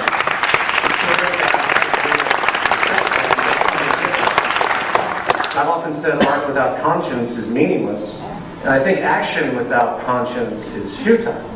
So I think it's so great to have a festival that represents these types of ideas. As far as the film itself, I guess all I can really say is that the whole point of the film is for people to start looking at the very fundamental root causes of all of these problems that we see in society. So that's a general rundown of what happened. The Zeitgeist movement was a very difficult decision for me. I could have just made Zeitgeist Addendum like other socially conscious filmmakers do, in the sense that I could have just said, oh, well, here's a bunch of stuff, here's a bunch of problems, hey, here's some possible solutions, take what you will with it, and just roll with it and see what happens. I really was on the fence about putting, at the very end, join the movement, www.thezeitgeistmovement.com. And 6, join the movement. Go to thezeitgeistmovement.com and help us create the largest mass movement for social change the world has ever seen. That the moment that it became something more than just a film phenomenon, that my life would likely change dramatically, which it has. Zeitgeist Addendum was sparked out of people emailing me saying, well, what do we do about all of these cultural problems? What do we do about a corrupt banking system? What do we do about people that are locked into establishment social programs, if you will? I consider the trains of thought and mind to be a program. I consider society itself to be a program that's running. And the programming locks people into a specific frame of reference. How do we deal with these issues? How do we do? What do we do? And Zeitgeist Addendum was an attempt at answering that question. After Zeitgeist 1 was released, it got into the hands of Jacques and Roxanne, and after reading Jacques' book, which they sent me, I realized that this was really important information. I realized that even I was backwards on a lot of issues that needed to be corrected. And in order to get society in line, we have to think about the fundamental problems. This was something that I was attempting to do in part. I had a notion of, but it wasn't until I met Jacques Fresco that the lens became focused. It was like all these things that I sort of had an inkling of. Jacques' experience, life experience, what he had talked about for song, just focused me in the right direction as far as I'm concerned. So I made a whole section with them in Zeitgeist Addendum, and that's how it took off. Anyone that chooses to challenge establishment orthodoxies, traditional worldviews, not to mention the system that we live in, sets themselves up for venomous attacks. I'm well aware of this. If you look back at the history of anyone that has chosen to challenge the establishment, it's a very dark history. There are a great number of people out there that know that something is wrong, but they do not understand the source of that wrongness because they are in the box of indoctrination. Socrates. Socrates never speculated on the slavery that was existing during his time. That was normality to him. This goes with every type of political philosopher that's ever existed, whether it's Karl Marx, whether it's Plato. They're all locked into an established paradigm, and their thought processes can only go so far. And this includes probably myself. People are locked into a box. They see the box around them. They see the leaks and the holes and the cracks, and they go up to the cracks and they try to fix them. They try to patch the holes.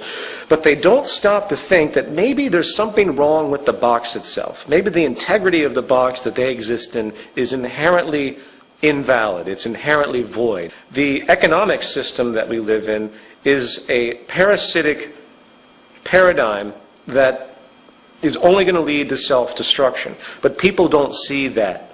So if you attack the economic system for what it actually is, everyone's feathers go up. Everyone says, well, wait a minute, this is the world we all live. We live in a profit-based, labor-for-income world, cyclical consumption. This is what we're used to. We understand we have division of classes. You know, they throw in human nature. They throw in everything that will try to make it seem like it's a part of the natural order of reality when it in fact is not. If I was to summarize the attacks that typically happen towards myself and the people I work with, the first one would be credentialism. Credentialism is an annotation for the priesthood of those in the know. Now, bear in mind, this is a gradient of relevance. Obviously, I'm not going to go to a doctor, if I can help it, that has absolutely no credentials in the surgery that I might need performed. They require instruction and experience to do so. But when it comes to the other side of the spectrum, when it comes to the simple analysis of information, when it comes to the analysis of history, when it comes to economics, because it is a contrived system, it has no basis in anything else in general operation. It's not based on laws of physics. It's not based on any aspect of scientific law that has any relationship to planetary operation. Then suddenly it becomes very relevant to speculate as to what these things actually mean to society. It's a double-edged sword when you get a master's, bachelor's, PhD in a particular medium, because think about what you're actually doing. You're going through a curriculum that's been completely established for you by the institutions that have existed prior. When it comes to social things that have a great deal of subjective variance, you lose objectivity in that sense because you're literally indoctrinated into the beliefs that are presented. To get a degree in economics, which is probably the most wasteful thing you could possibly do, is to be completely indoctrinated into the idea that what you're studying is actually a science and actually has some type of relevance to anything. So when I get emails from PhDs in economics that try to debunk the aspects that we talk about, it becomes quite clear to me that the reason they have such an objection is really an emotional one. It isn't an objective aspect. They have culminated an identity to themselves because of their belief system, and for me to take that away from them, to debunk their ideas about economics, is to take away their identity.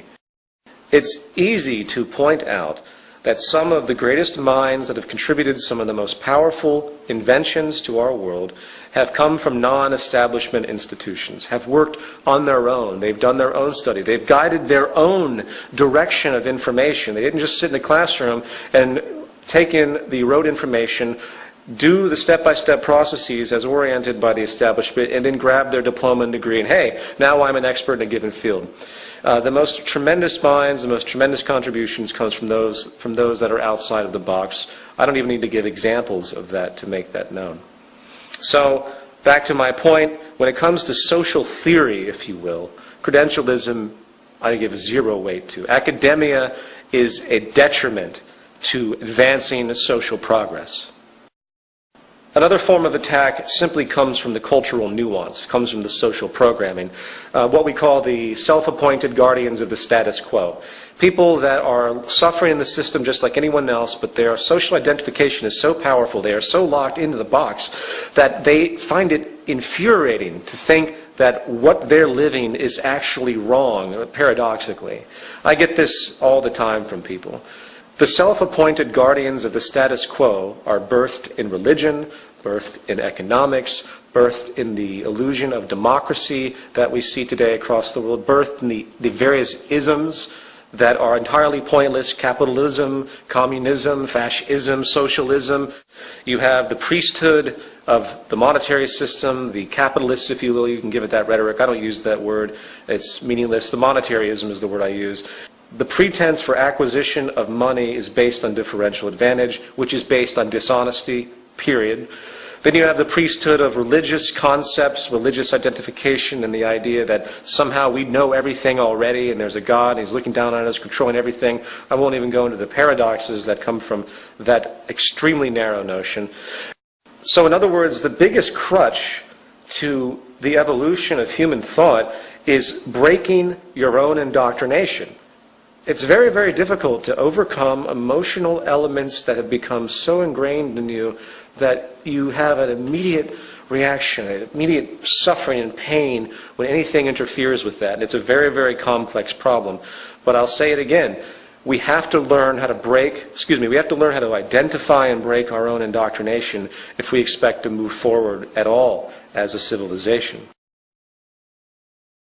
My name was put forward because I wanted to protect my friends and family from the association. People say to me, well, you should come out with everything. If you're going to talk about any of this stuff, then you've got to be prepared to deal with all of this and that you set up for yourself. I had an email that said that to me, criticizing me for not releasing my last name.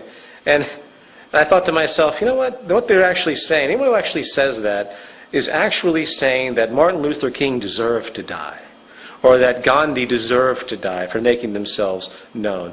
I've gotten many death threats from the religious community. We live in a very fucked up, sick culture. We really do. The society is mentally ill.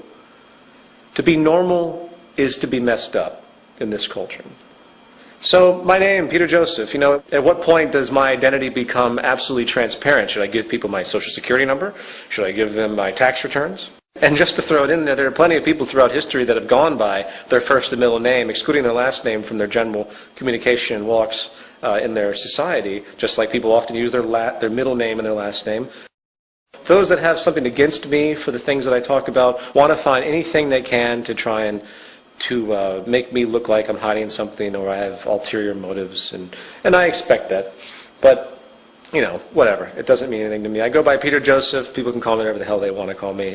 I'm constantly interacting, putting myself out there. I have nothing to hide.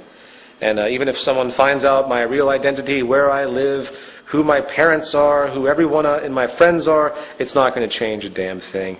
The unfortunate reality is that I am given a controversial title, and people do have a lot of problems with me of a more traditional-minded upbringing. And I don't like to see other people suffer because of what I do. But most of my friends and family are very much aware and they accept this. So this is something that I just deal with. Anyone who thinks that I do what I do for notoriety reasons or monetary reasons or anything associated with interest has a lot to learn. First of all, I operate the movement site and the movement itself on a deficit. I do pay people to run and program things. I have a lot of volunteers, which I'm extremely indebted to, but to get things done quickly, very often I have to get people that work in the industries to do things. I sell a t-shirt to do that. It's the only thing that I sell that is designated for the movement. As far as the DVD sales, if people can't respect the fact that I charge $5 for DVDs that could be charged $20 for, that I did spend a great deal of money to make those films, the DVD sales obviously are part of my income. I denote that they're not for profit, meaning that the money does go back into other projects, which it has. I've had to shut down bulk selling, in fact, because people were buying the discs from me in bulk at about $2 a piece and reselling them for $20 on the internet. It's very frustrating. I've hurt myself a lot financially because of all of this. The double standard is quite fascinating to me. You have all these social organizations that take in millions of dollars of money for donations. They sell tons of crap. And suddenly we get attacked because we sell anything because of our interest to, in fact, remove the monetary paradigm entirely. I'm sorry, we have to survive to do something. So just to make it clear, the Zeitgeist movement is predicated on making information free. I put all of my films up for free. I allow downloads of them for free. Anyone wants to help me out by buying a $5 DVD I could charge $20 for easily commercially, that helps, but I don't push it. I will continue to work in advertising or anything else I have to do to keep things going while maintaining the integrity of the movement itself by walking the line of non-profitability. The only time that we'll ever ask for donations as the movement is when we have a big project that needs to move forward, and we have no projects like that now. We're in a period of collecting people and streamlining functionality.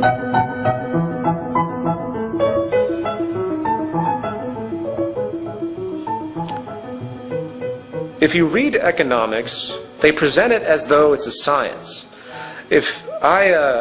I've read through much of the curriculum of what bachelor's and master's degree Harvard University students would read for their degrees in economics. Economics is not a science. It's an invention. It's a contrivance.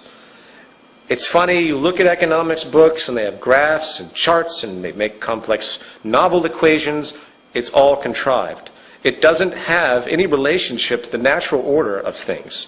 It is based upon a folk way of orienting production and distribution, and we've established this massive structure that makes it seem valid.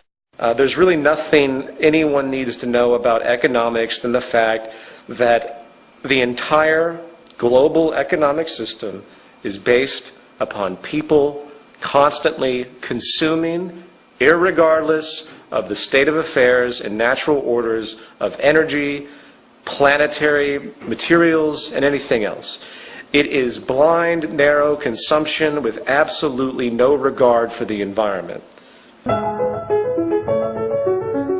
We have to recognize that we're all scientists. And we all have to start thinking about things in a scientific manner, which most of us do to a certain extent. Even the most religiously minded individuals use science all the time when they evaluate buying a car, when they evaluate their general life. They use these things constantly. We all do. We're all scientists.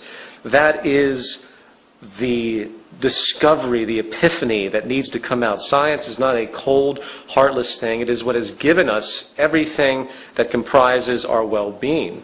Now, you can argue philosophy. As far as I'm concerned, any form of philosophy, any form of notions of morality are absolutely meaningless unless they are sprouted from the natural world using what I would consider to be analysis known as the scientific method. I am nothing but bored to tears by philosophical dispositions and verbal hobbies that do absolutely nothing. Religion is a verbal hobby. One of the age-old scams of the establishment is to hand religion to the populace so they feel like there's something positive waiting for them as they suffer because of this perpetual, constant oligarchical evolution that has emerged since, I believe, the hunter-gatherer society. When we culminated agriculture, we altered everything. We created social stratification. We began to control the environment.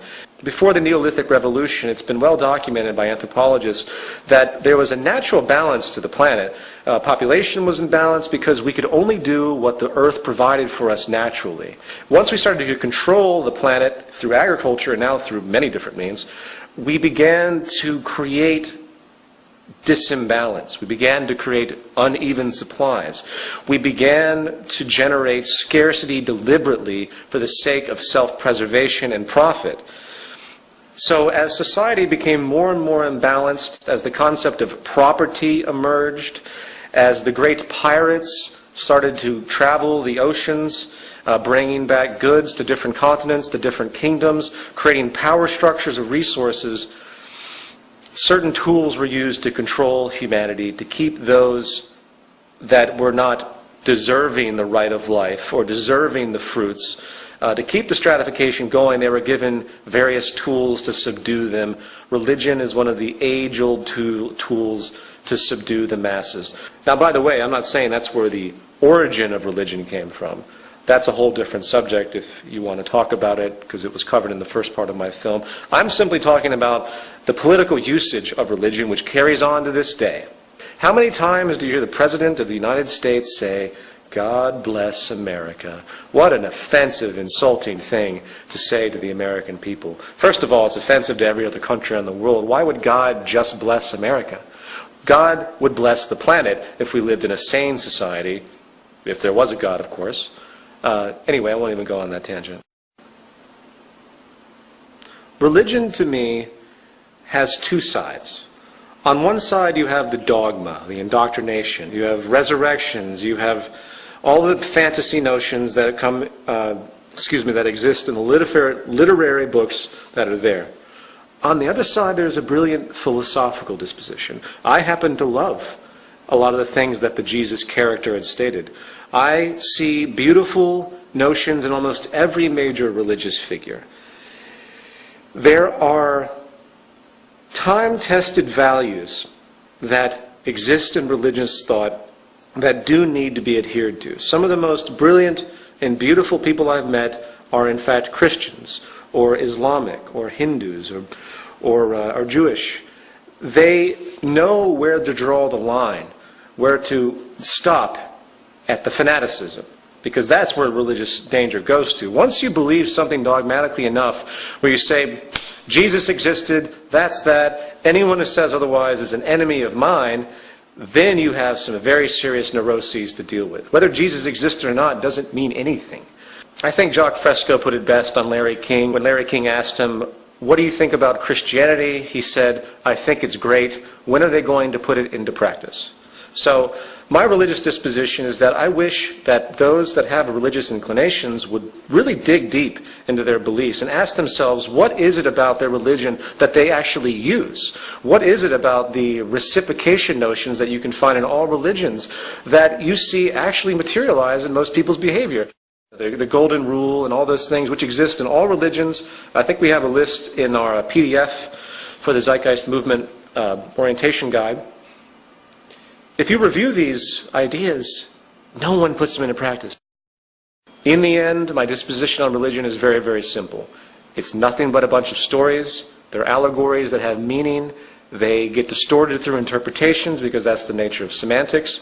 But I don't want to rule out religion. I don't think religion should be outlawed or anything like that. I think it should be understood for what it is.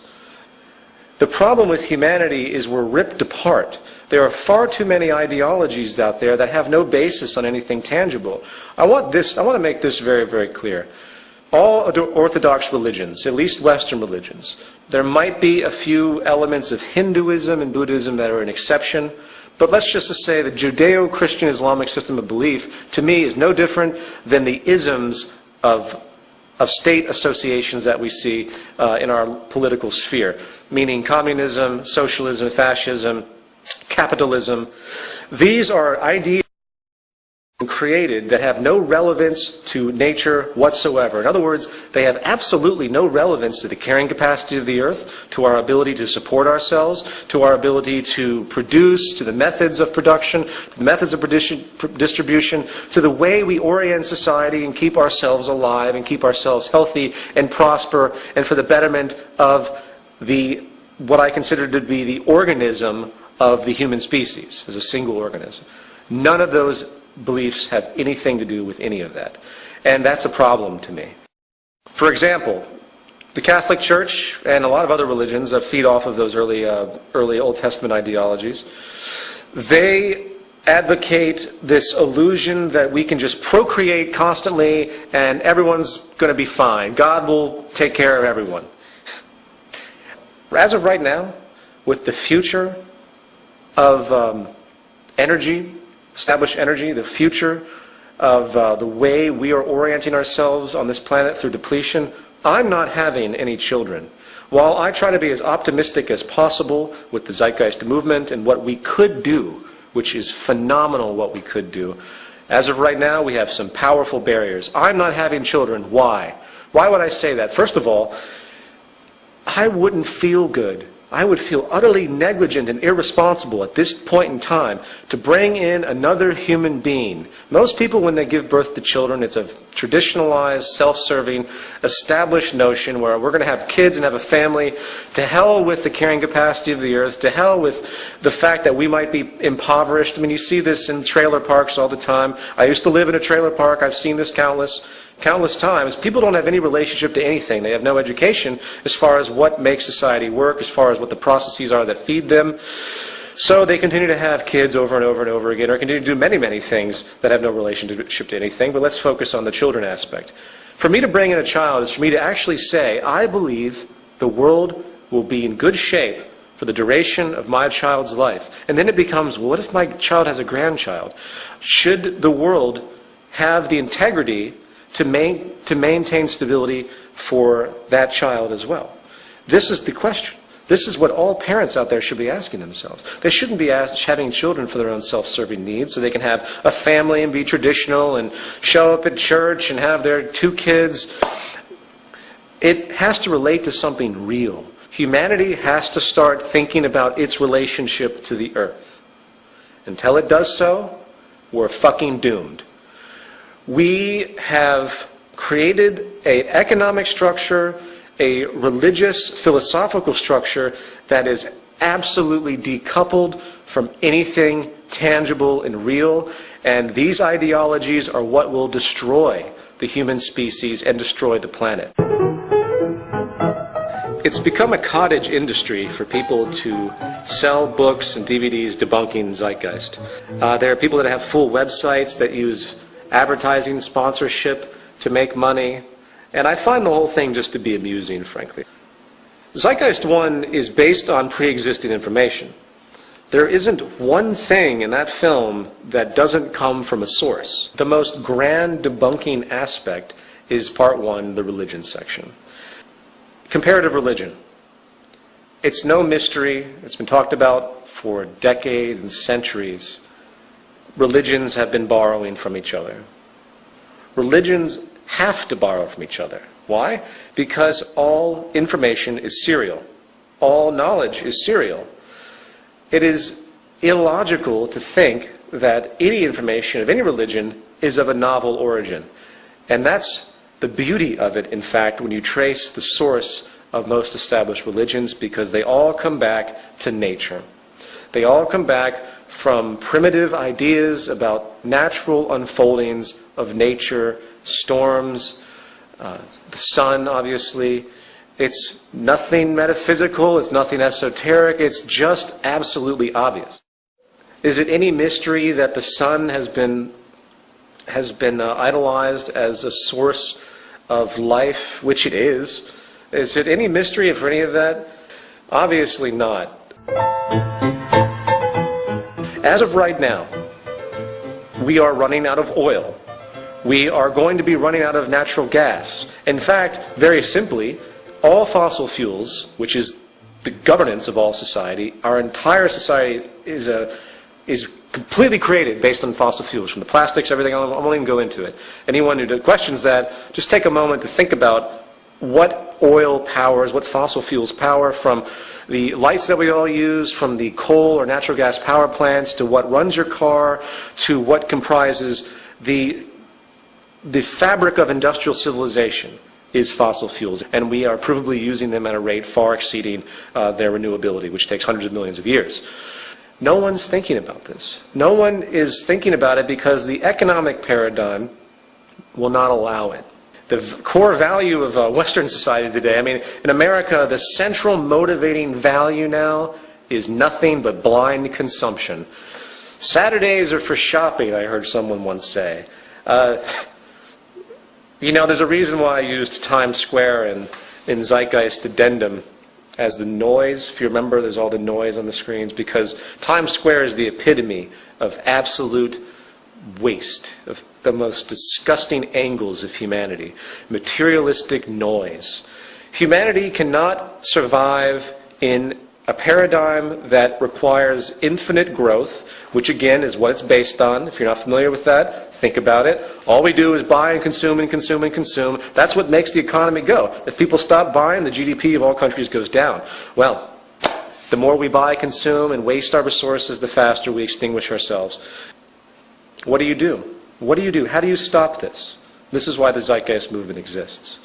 We have to, one, get a philosophical disposition under our belts that says, you know what, we're all on the same page. We all have to survive on this planet.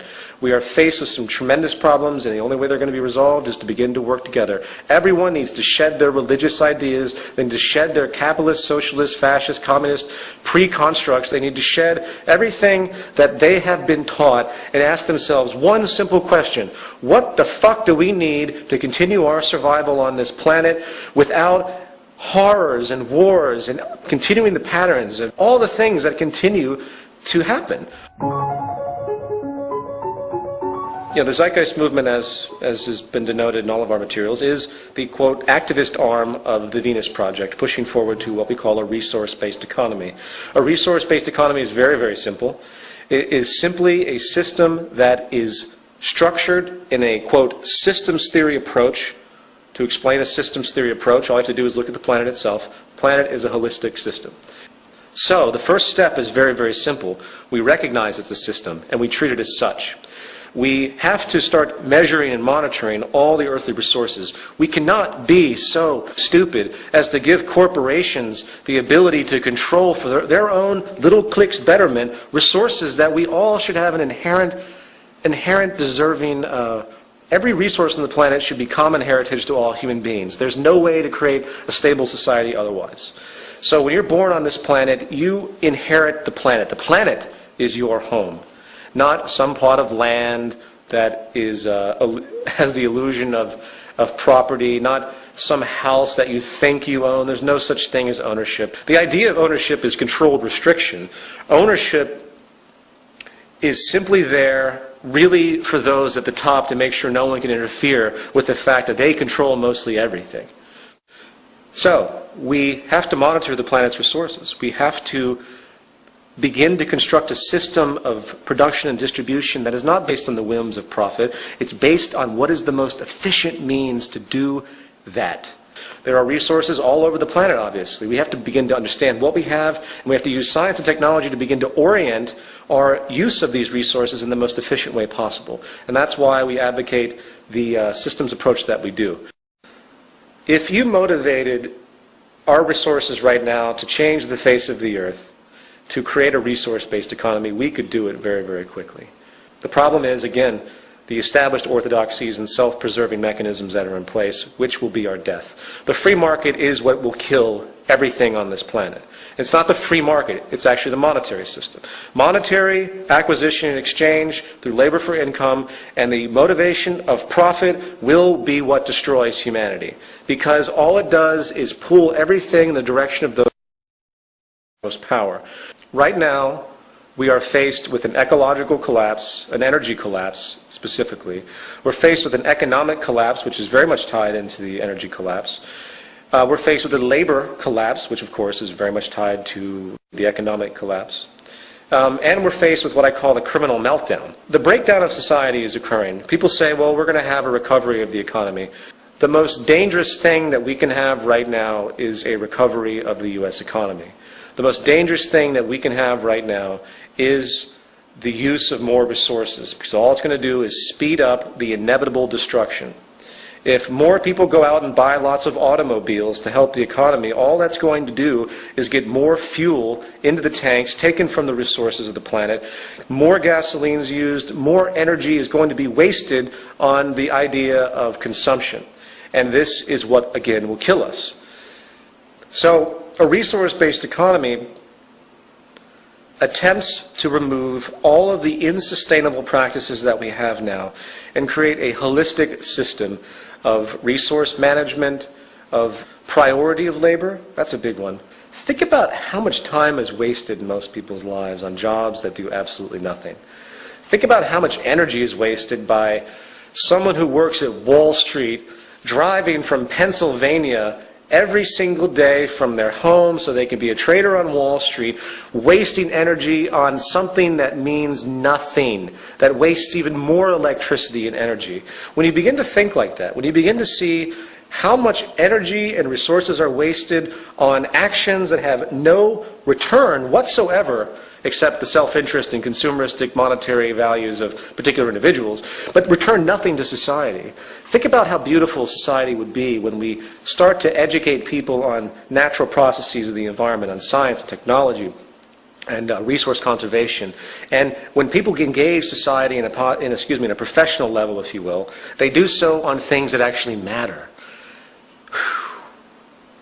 That will be cataclysmic. That will be unbelievable to see people doing stuff that actually has a relevance. That will enable them to have so much more freedom, too. To put it in a gestural sense, the way I see human survival and the human self-interest mechanism, which does exist, but it's accelerated by our system, is making a psychological trick to what it means to be self-serving.